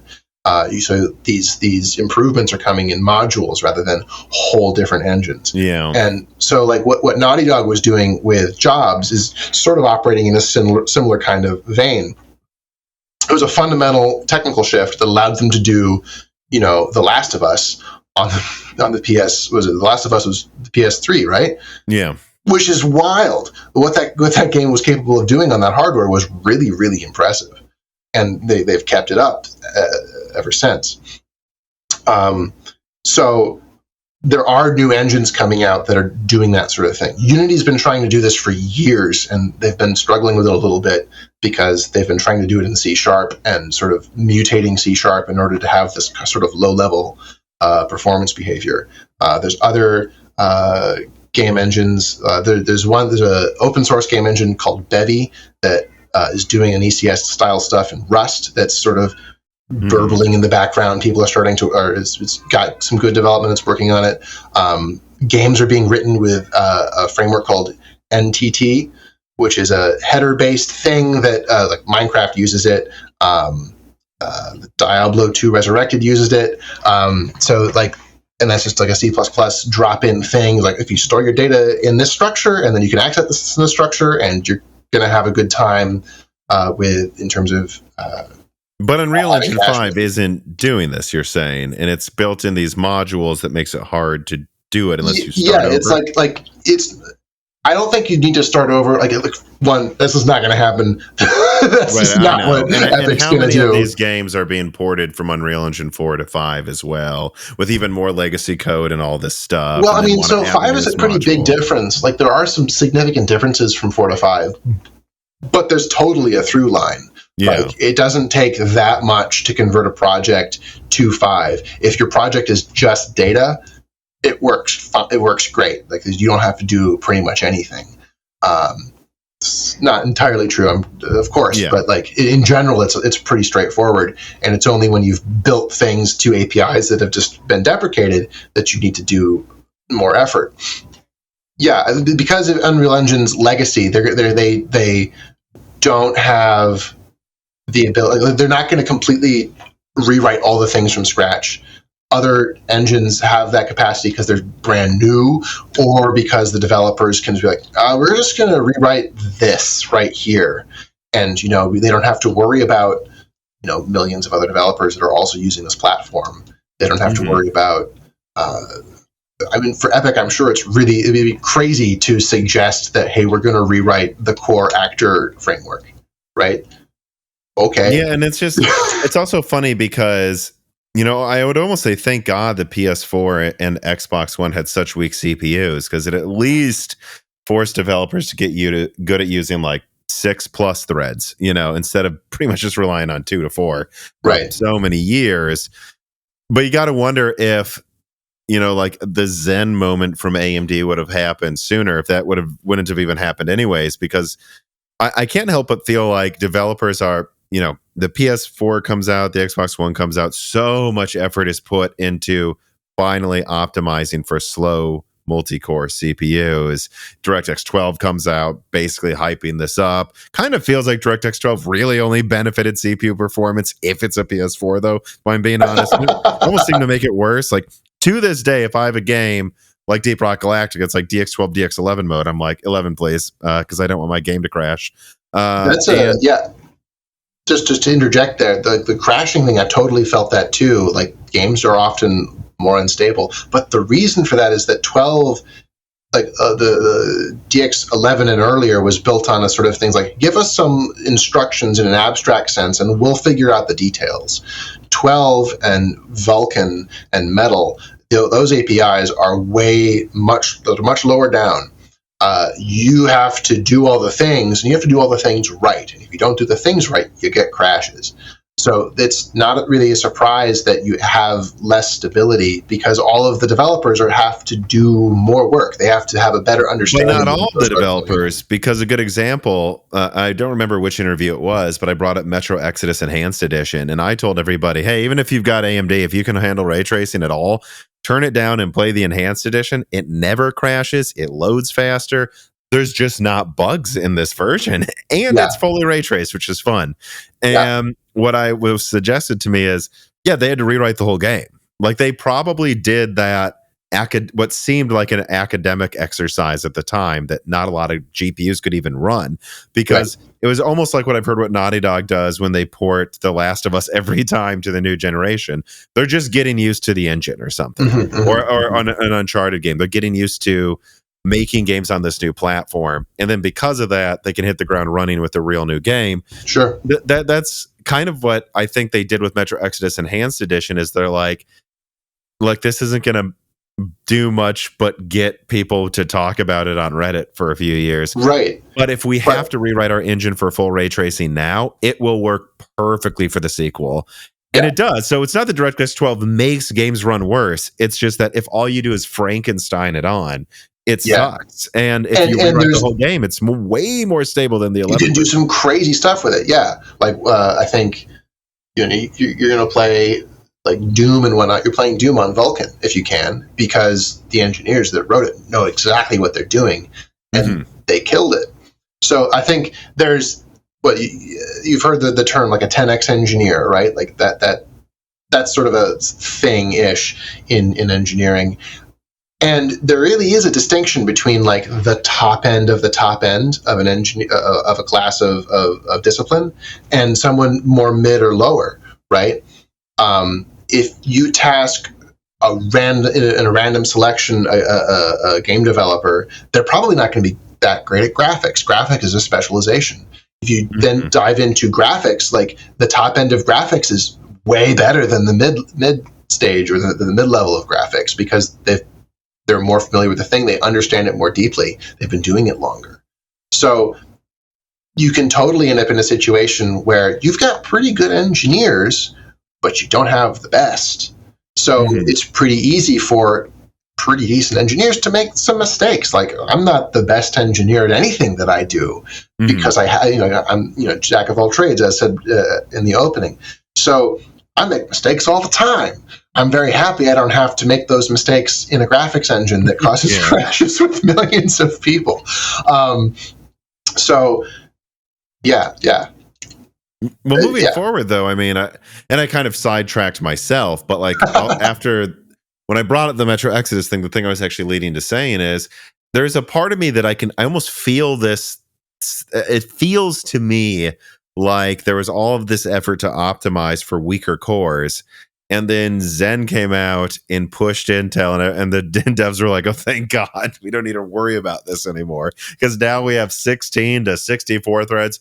There'll be a 96-core Threadripper soon. And, I know that there's going to be a new, like, Raptor Lake Refresh, Emerald Rapids edition of their HEDT and all this stuff coming out. And it's like, I almost feel like developers can almost take a break, though, from that, because CPUs are so strong now that they really don't need to worry that much. I mean, like, and that actually transitions me into rentable units, which is something that I leaked that Intel's apparently working on for, it sounds like Panther Lake will be the first one to use it. Sometime in the next few years, they are moving past hyperthreading towards, it sounds the way I would describe it, right? Because I leaked it first in a video. Then I talked with another developer, actually, Brian Heemskirk, based on a quote from an Intel contact. We talked about what it meant. It really seems like it's kind of like the Zen 4C thing taken to the next level. So things are organized into rentable units. So if you have 8 cores, there's 4 rentable units. And what they do is kind of like Zen 4C. They try to minimize the size of the cores, but they can share resources. And so one of those cores in the rentable unit can have like double the cache and boost to 7 gigahertz or something. Now, if you use all 8 cores at once, they may go down to 6. There may be a hit to IPC.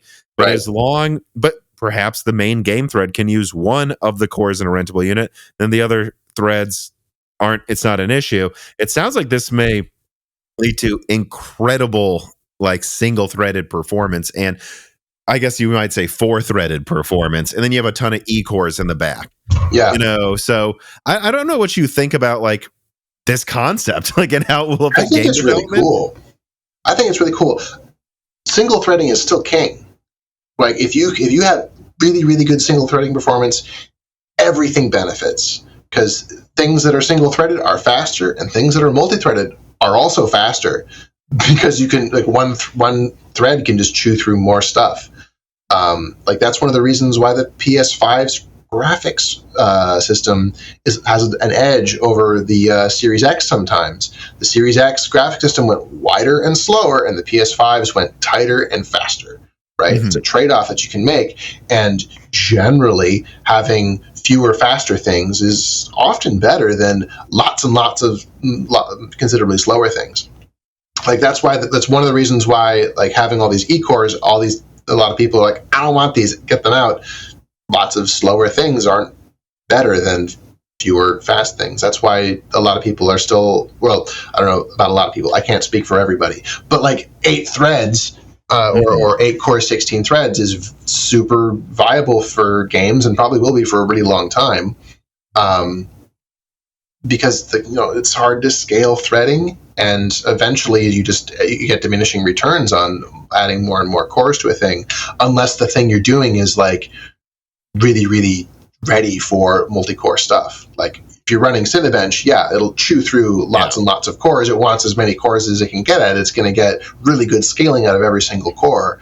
But when you're doing stuff on a game engine, so much of those things don't thread well that by the time if you have 8 threads, you're like, okay, well, we have the graphics thread, this main game thread, we've got the physics thread, and we're doing some other things in these other threads, and that's like 7. You don't get me started on Cinebench, because there's this bizarre thing, this mindset I feel like that's developed amongst gaming circles on Reddit, that Cinebench is somehow a measure of gaming performance if you only do Cinebench on one core, which is not true. Really, gaming performance is like the top 2 to 4 threads. Like that's what you want to test. Yeah. And Cinebench is either testing 40 threads or 1.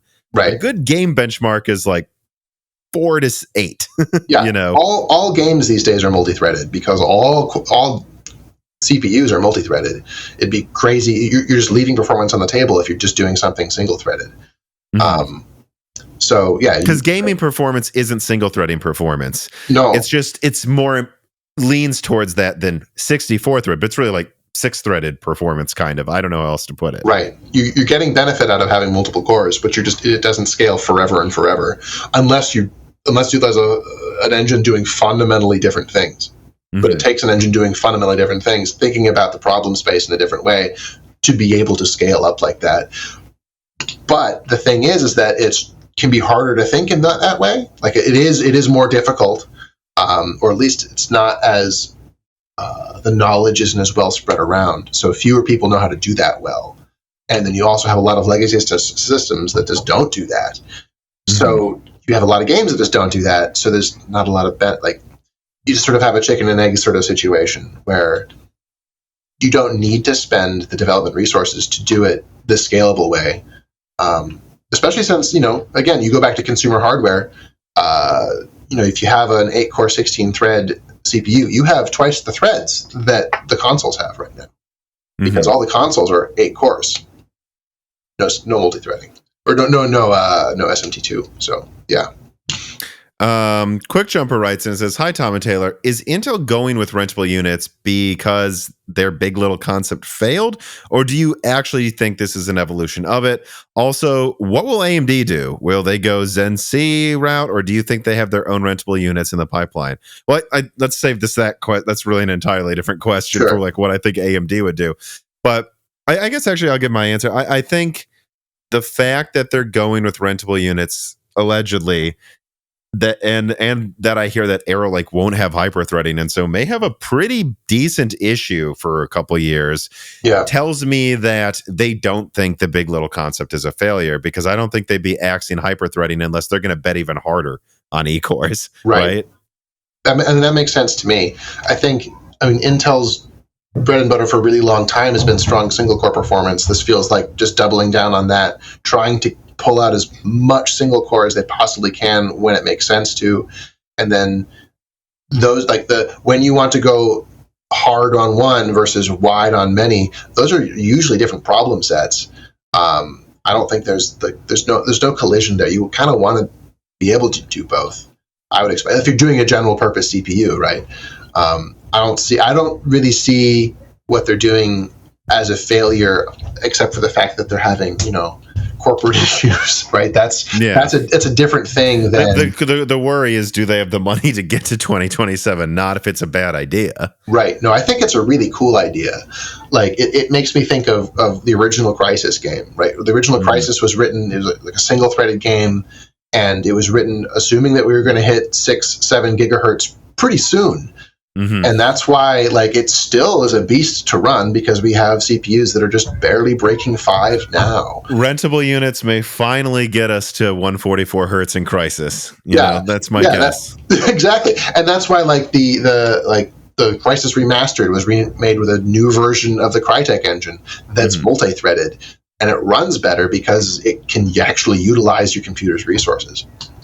Well, so I think you're actually a good person to ask this question then.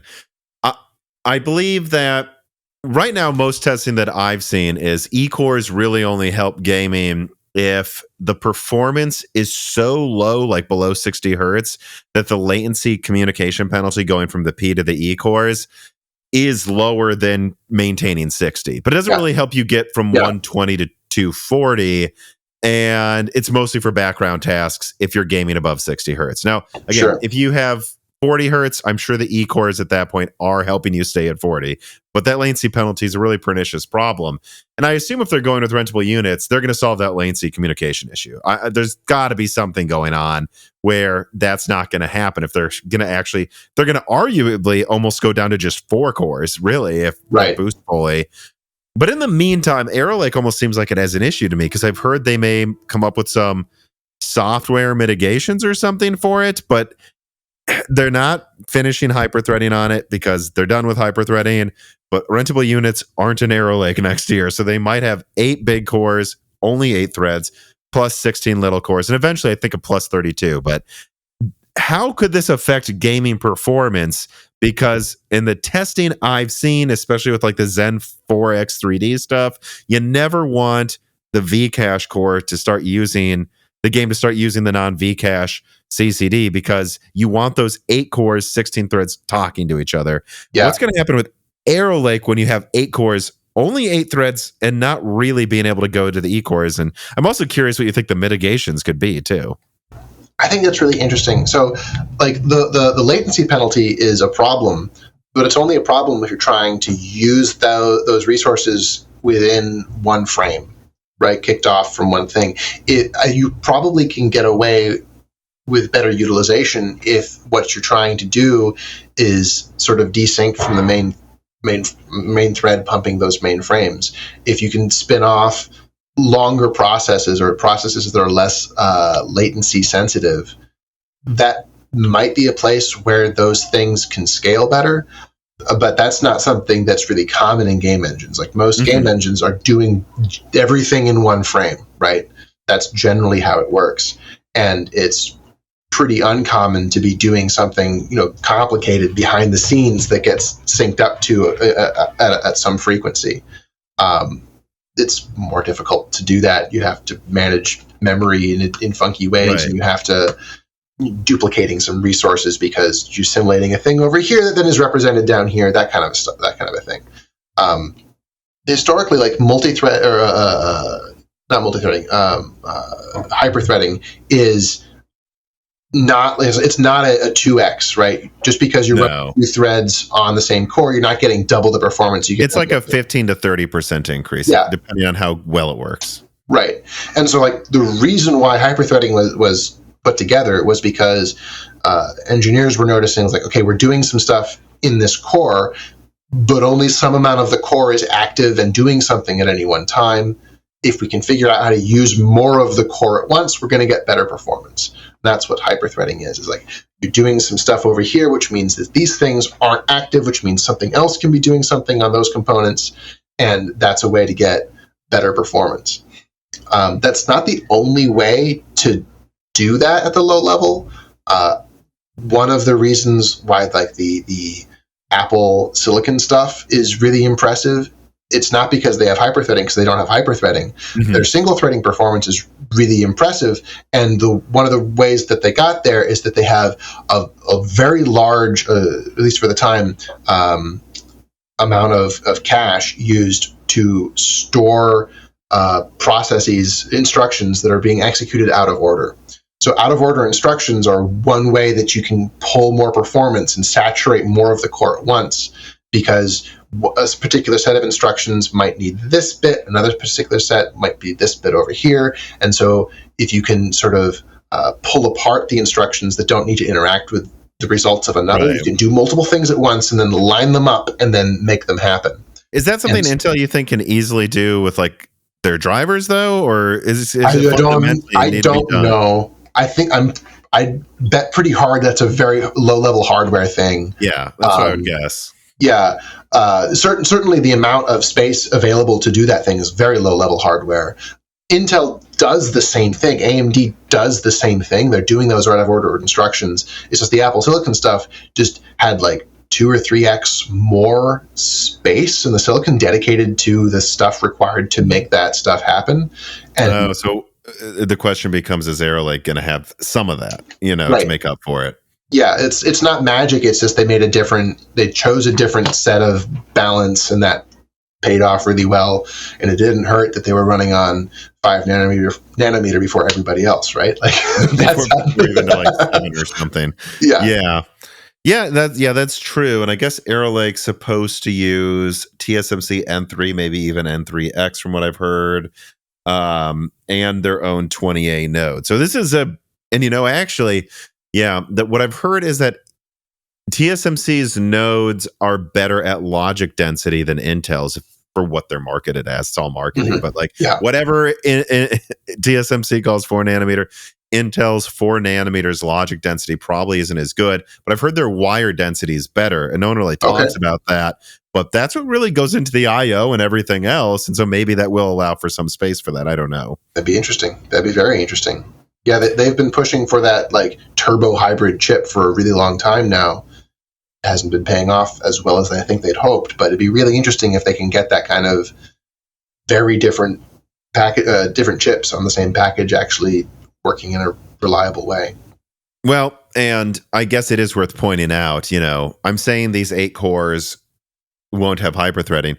They're probably all running above 6 gigahertz with 20% or more higher IPC than Raptor Lake. So it's like you remove hyperthreading, but they're going to be strong cores. So I think there's going to be a situation where like if one of those game engines truly has rewritten itself for that multi-threading you've talked about, perhaps Zen 5 does just as well or wins, but most games haven't. And so that's where Arrow Lake will win. And then some games don't even need that many threads. They don't. Right. They're more linear.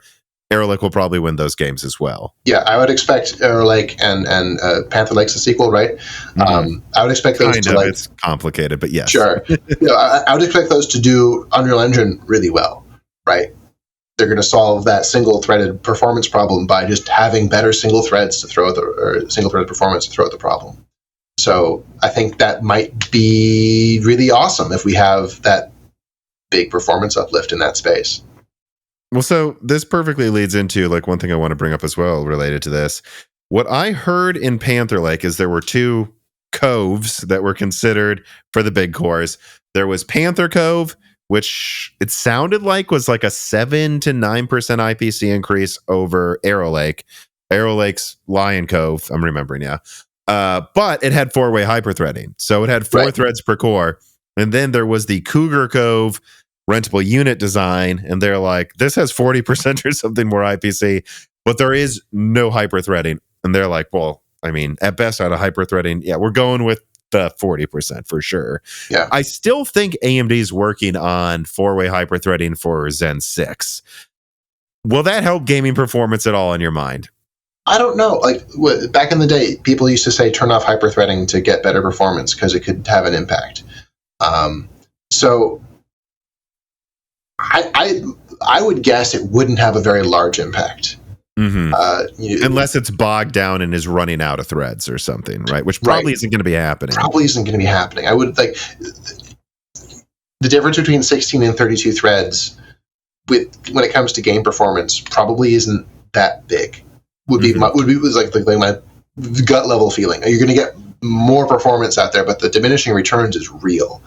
And when we're talking about hyper-threading, like those are like diminishing returns upon diminishing returns. You're spreading things across more threads, which is not as good as having just more single-core performance. And then those threads are all running on stuff that's not as good as if you had separate logical cores, and you get diminished performance there, diminished returns there. So I would bet that it probably isn't going to have a massive impact. It would have a big impact on server. It would have a big impact on Cinebench style things, rendering style things. It's going to have an awesome impact there. But games aren't those things. Games are weird. Yeah, I wonder if like AMD's solution though, and I don't know, maybe they don't care. Maybe they're just going to be happy if their server chips are twice as fast as Intel, and they're like, yeah, we lose in gaming by 20%, whatever.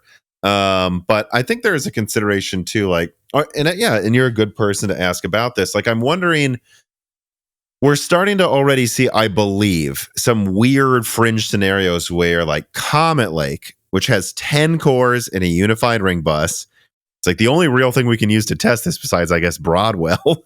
Like, and we can see, well, because they're all in one monolithic intercommunication, in a couple games that can actually use more than, say 16 threads, there's a weird benefit here. Like, and we still see 8 cores is enough, but if it had 10 cores with like Vcache, that'd probably be even better. Like, I'm curious if you think that's true. If in the next 5 years we're going to see a situation where it's like, no, we really do. Maybe you don't need it, but we appreciate more than 16 threads in one intercommunication area. And if that's the case, like maybe AMD's answer is just, hey, there's 4 Zen 6 cores plus 8 Zen 6C cores in one monolithic CCD. And maybe they have 4-way hyperthreading just on the biggest 4 cores when they run out of threads or something in those, and maybe those 4 cores are all running above 6 gigahertz too. And maybe that's their solution anyways, we just packed more big cores together and that's going to give us a boost. Or do you not really see games pulling from more than 16 threads anytime soon? I think the trend is definitely going to go more and more towards multi-threading. It's a hard engineering problem, but there are very, very, very smart people working very, very hard on that problem. So as time goes on, more and more games are going to be able to leverage that performance.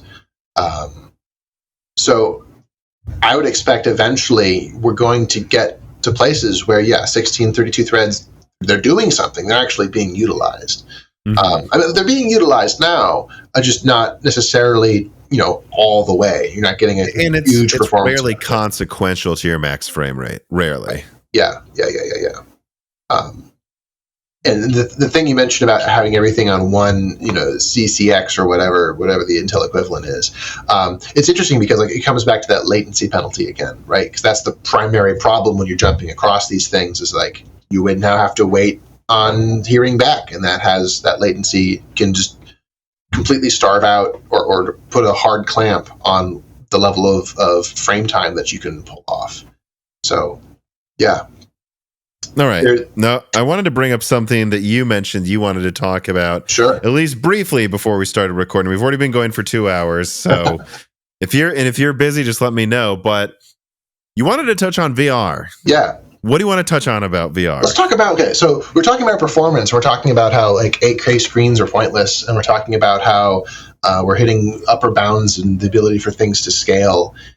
I think VR is a really interesting place here because it is a window through which we can't throw enough performance at the problem yet.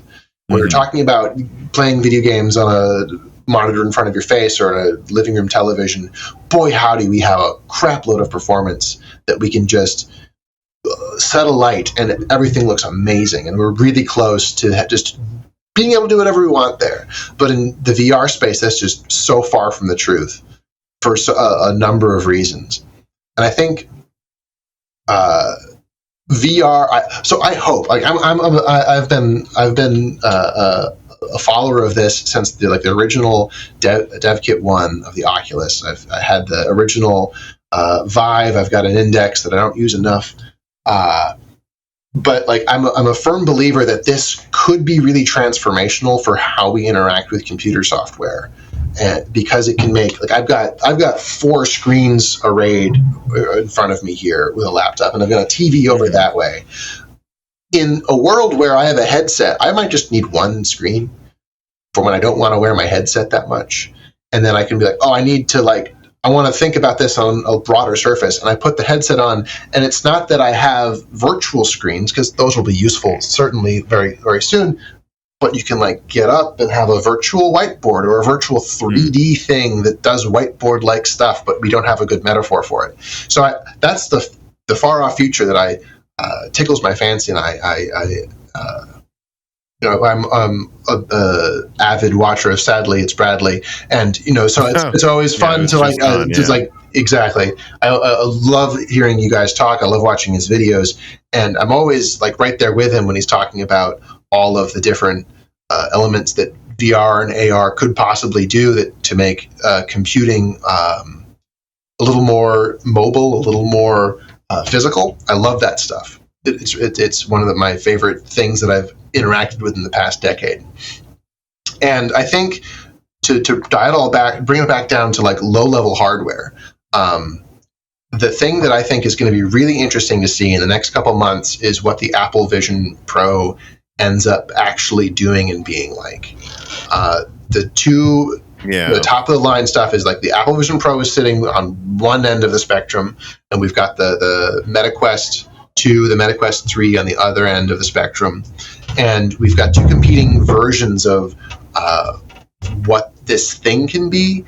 And the thing that's really interesting to me is the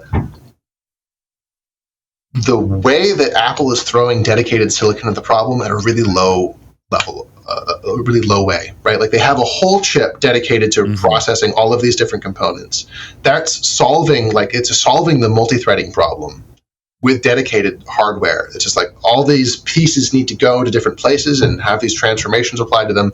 It's just happening on that chip. The normal M2 or M3 or whatever is in that thing, I think it's an M2, doesn't have to worry about a whole bunch of stuff. Doesn't have to worry about reprojection. It doesn't have to worry about compositing. It doesn't have to worry about all. I think probably hand tracking is also handled on the secondary chip. And I think that paints a picture of where we're going to put performance. Because the demands of VR and VR-like things are just sky high.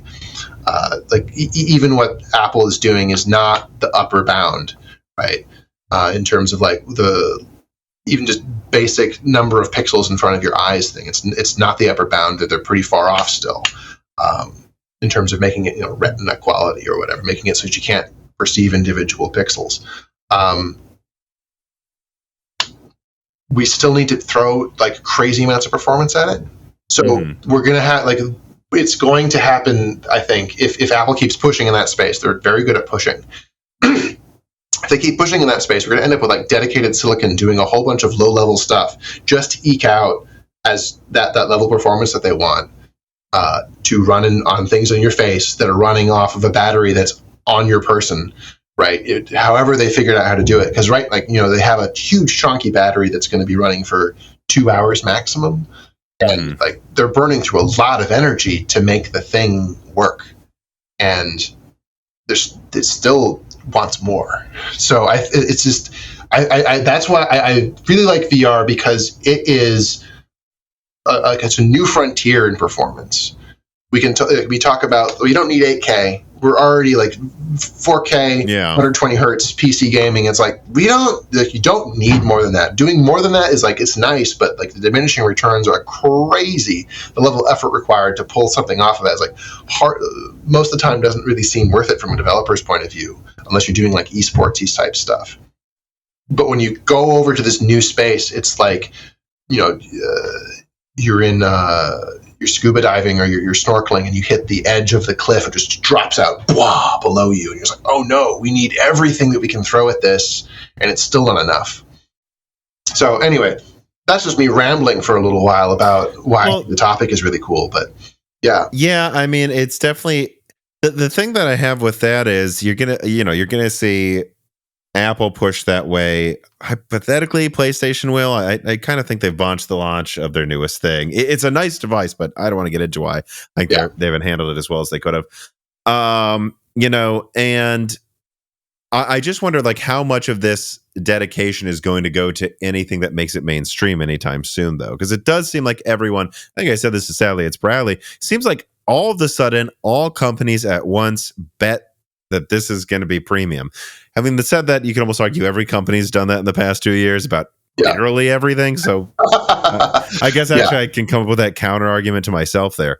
And maybe they just all misread the room at the same time, which is how these corporations tend to do things, if I'm being honest. But, I have to wonder, like, when are they going to put that much money, anyone, into like a truly gaming, like for PC version of that? And are they ever going to bother to do that until it's just dirt cheap because we're on 1 nanometer or something? Or some would wonder if it will even be cheaper on 1 nanometer.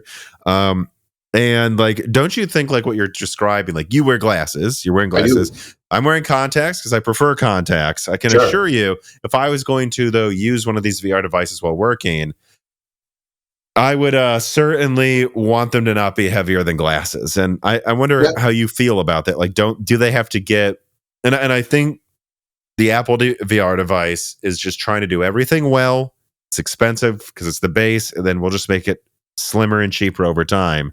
But like, do you think it has to be kind of like a Google Glass like size before it's that usable for mainstream? For mainstream, so like I think there's a really big gulf between what mainstream wants and what the enthusiast wants. Like the hardcore VR enthusiasts are very happy right now, right? And the mainstream doesn't want to touch it on a general level.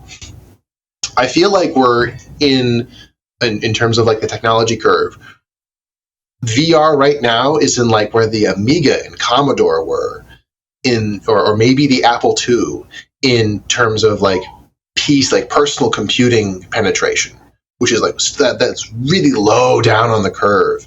And like the Apple, I think like the Apple Vision Pro is like maybe starting to poke into like being able to pull off reprojection augmented reality.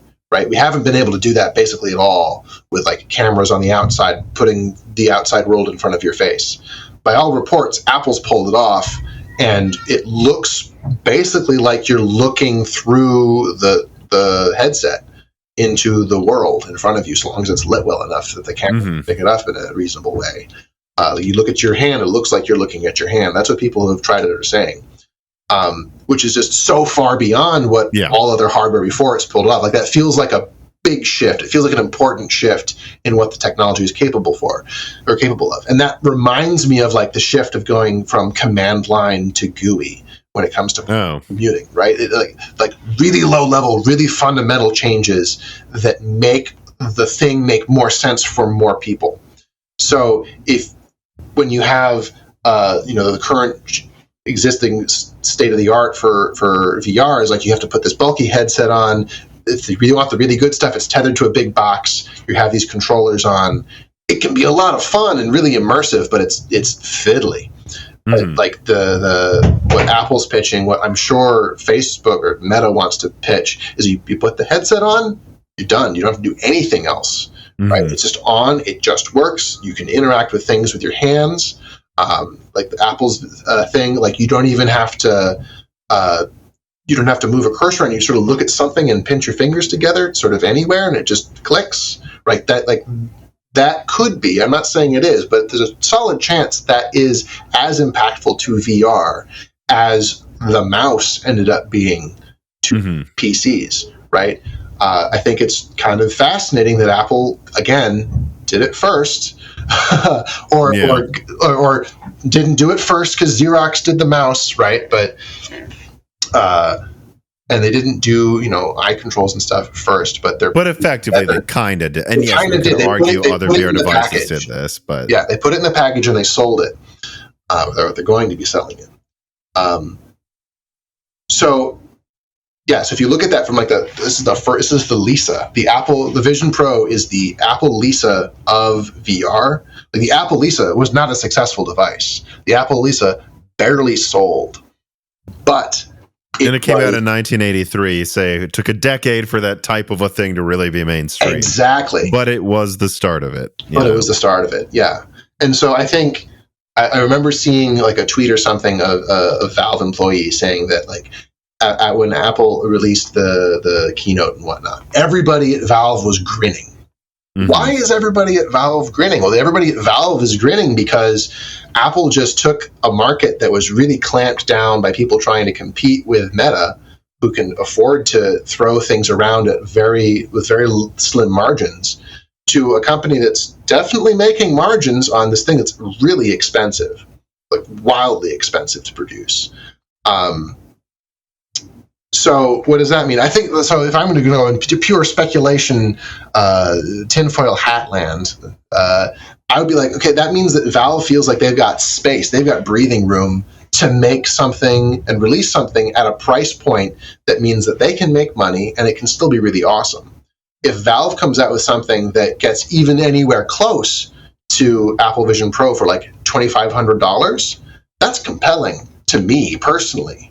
Because I have a gaming PC. I could bet pretty strongly that whatever Deckard turns out to be, I can put a wire to my gaming PC, get a lot more gaming performance being piped into this display, right? It's going to be a little bit more, I could maybe use that for work, right? I work in Unreal Engine 5 on a daily basis. If I can pipe the screen in front of my face into a much bigger, bigger aspect ratio, or it can be more flexible, then that VR headset might be really awesome for a whole bunch of different purposes.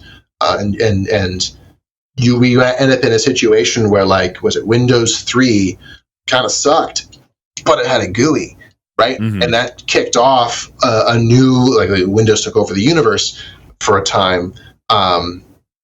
We could end up in a similar situation where, because of foundational steps being made by behemoths, we end up with a burgeoning ecosystem of smaller or more open VR systems. And having a big swath of a VR market, I think it's going to be really interesting to see what else fits in the middle. Well, yeah, and by the time I think I would make the claim, my co-host Broken Silicon Dan also has, that we've kind of figured out rasterization. Like, we're there, we have enough performance. We talked about it earlier. Can we please just make this cheaper? Right. And I feel like we'll kind of get there with ray tracing in 5 to 10 years. After that, we're kind of done. I don't know. I think we'll have super strong CPUs. So I think it's interesting to also think about like what you're talking about. Like, yeah, Apple VR is really expensive, but it does what it needs to do. And it does it. And in 10 years, once we've maxed out pretty much everything else we want to do with these graphics cards, maybe they'll use less energy and can fit into a VR device for a reasonable price. Yeah. Finally. And those will probably line up perfectly with when that's going to happen, I would say. Absolutely.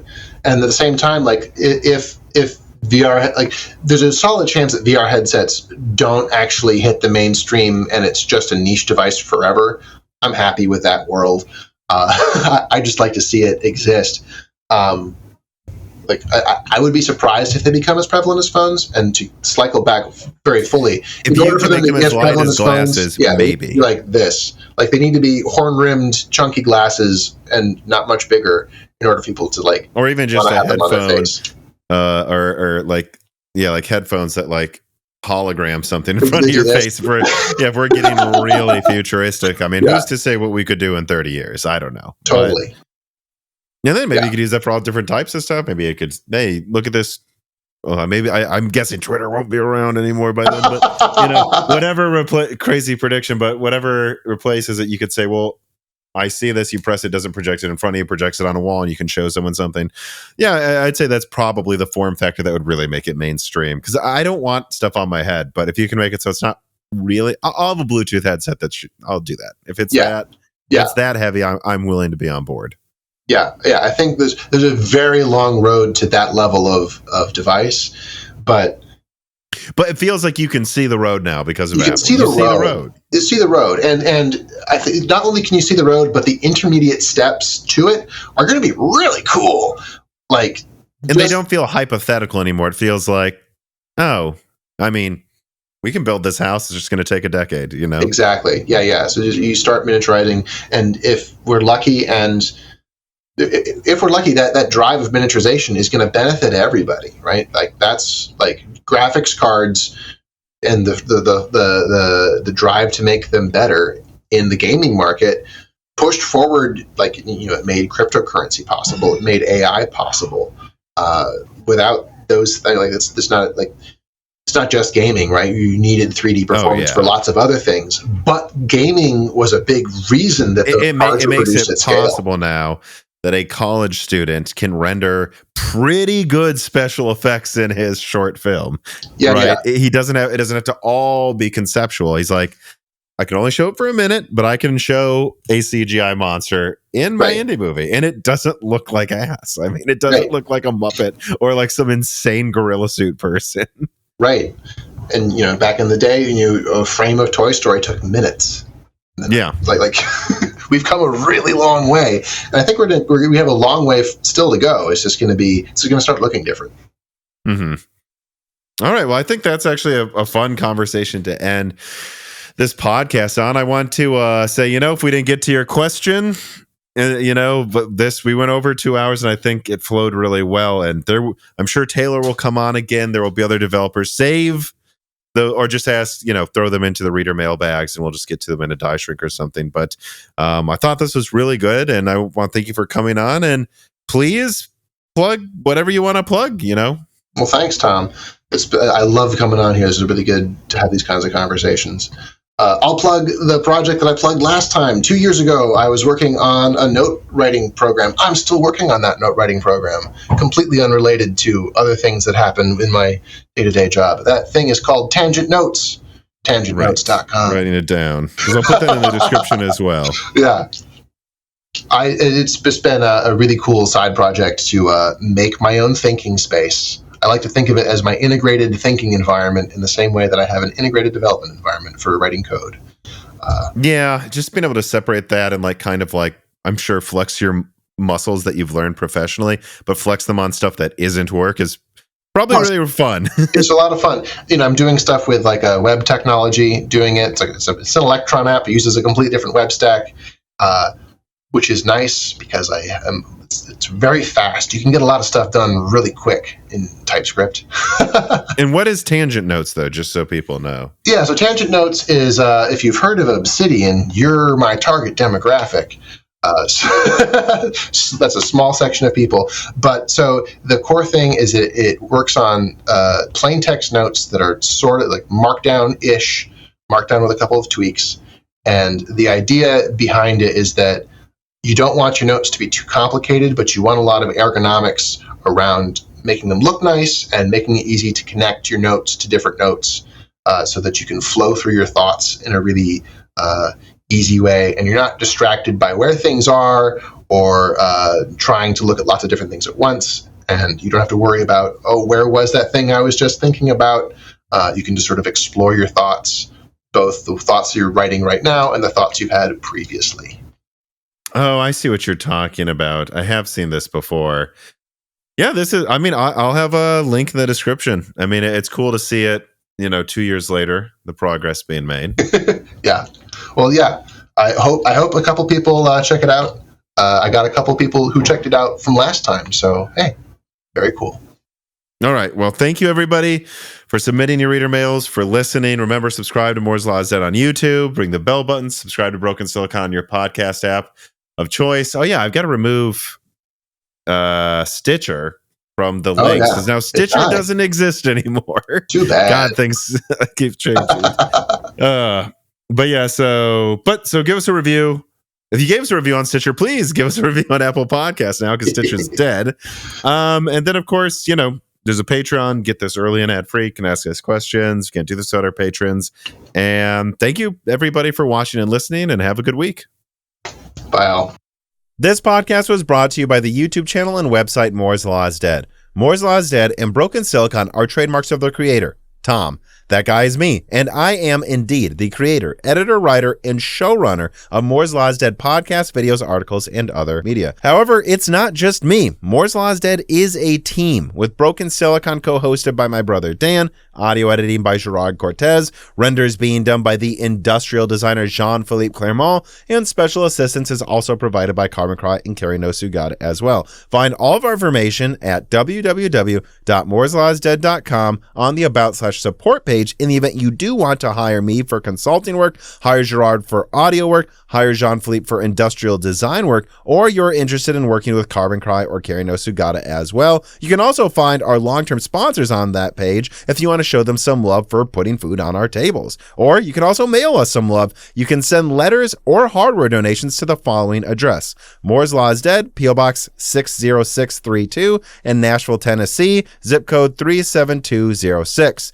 Although, to be honest, the best way to show Moore's Law is Dead some love is to support us on Patreon. Patrons are what makes Moore's Law is Dead content truly possible. Every month, and really every day, depending on who you're talking about, me, Gerard, Dan, and Jean-Philippe are working tirelessly to provide a steady stream of content that we could not keep doing unless we knew the work was possible without being reliant on sponsors dictating every little thing we put out. Don't get us wrong. We love our sponsors, but we love directly working for you, our fans, much more. If you have any extra money, even a couple free dollars a month, consider supporting us directly on Patreon. Those couple of monthly dollars will get you access to the exclusive podcast Die Shrink, voting on subjects of future podcast episodes, the ability to ask guest questions, and of course, access to the Moore's Law is Dead Discord full of like-minded people who I am sure would love to meet you. I am one of them. Additionally, higher tiers get access to early, ad-free episodes of Broken Silicon, the ability to ask questions in all Broken Silicon episodes and Loose Ends live streams ahead of the recording, and the entire back catalog of Moore's Law is Dead podcasts, in addition to having thanks in the credits of videos and podcasts depending on the tier, with other perks available as well. And hey, if you cannot afford to support us directly every month, please do share Moore's Law is Dead videos and podcasts with friends and family, and on social media and websites like Reddit, and give Broken Silicon a 5-star review on Apple Podcasts or your preferred podcast app of choice. All of this does really help us so much. But like I said, this podcast would not be possible without the patrons directly providing predictable and reliable support every month. And so now it is time to give a personal thanks to the greatest of the fans. The following supporters are at the 10 gigahertz or higher supported levels: Brad Medlin, Drita Full, Z Jits, Daniel D, Aaron Close, Jan Rano, Daniel Hyde, Brian Regelman, Sam Miller, MJB1, Deke, Jizzy Ziggy, SNES Chalmers, Jim Ferreira, Andrew S, Falco Malev, General Drips, Jensen Wang, Nathan Mose, Eric Jackson, Sarcastro, Evan Dingle, Greg Wanchek, Chris Rich, Nicholas Buckner, Benjamin Cannon, Jonathan, Jesse Jeskowiak, 3S-Boy08, Halbuma, Blake, Hardforum.com, Franco Frederic, Shredberg, Dr. Foreman, Jake Dude 23, Jake Martin, Zlicky, Ricky Tan, Christopher A. Butler, Stephen Hart, Meat and Pork, Stu, Tim Robb, Ian Clifford, Travis Gooding, Nanan, Sammy Malas, Deepest Learners, Mads, Zuzu Taylor, Stephen Coates, Michael McGee, Greg, Patrick Groh, Stefan, Jordan Simkovic, Amiable Chief, Winwang, Tommy, Mark Mitchell, Julian Leaked, I Should, Mark Raidmaker, The Boss Haas, James Anderson, Cole Addict, Judson N., Cameron, Rosie Sager, Henry Zhang, Michelle Pell, D31337 Antics, Roger Davies, Cameron, Exapuma, Chrysantine, Meyer Tech Grants, Reginald Ari, T. Cottom, Jackson Miller, Gregory S. Acker, Neith Rezenk, The Eternal Dreamers, JSMMH, Gaiman Since Reagan, Jeff Sedler, AWS Danny, Loophole 35, Winstar, James I. Raider, Corey Leonard, Little Germany, Shay, Milton, Pulse Media, Dave Schultz, Mac Daffy, Stephen Dick, Chuck Glidden, Brett Jones, Austin Haggerty, Justin Bustle, I-711-700K, Joe Foot, Hardland, Slushpaw C2, Jason Angima, Joseph Kelly, Samuel Park, Keith Moore, Himsa Gung, Tails2299, Brian Wright, John, Sisyphos, Earth Taurus, The Forbidden Juice, Fenty CZ, Kiko Sato, Toka, RB Racer, Me, Valverga, AC, Colin Tidards, Lord Starstream, Michael Cozy, Dr. J Mad, Alex Verga, Free D, John Swin, Rodent BC, Terminal Junkie, Brian Wright, Jed Baldwin, Joe LaMartina, Keekum, Elber Gunn, Solarized 80, Christopher Ricks, Jamie Whitworth, and of course, thank you to Sahara for the music.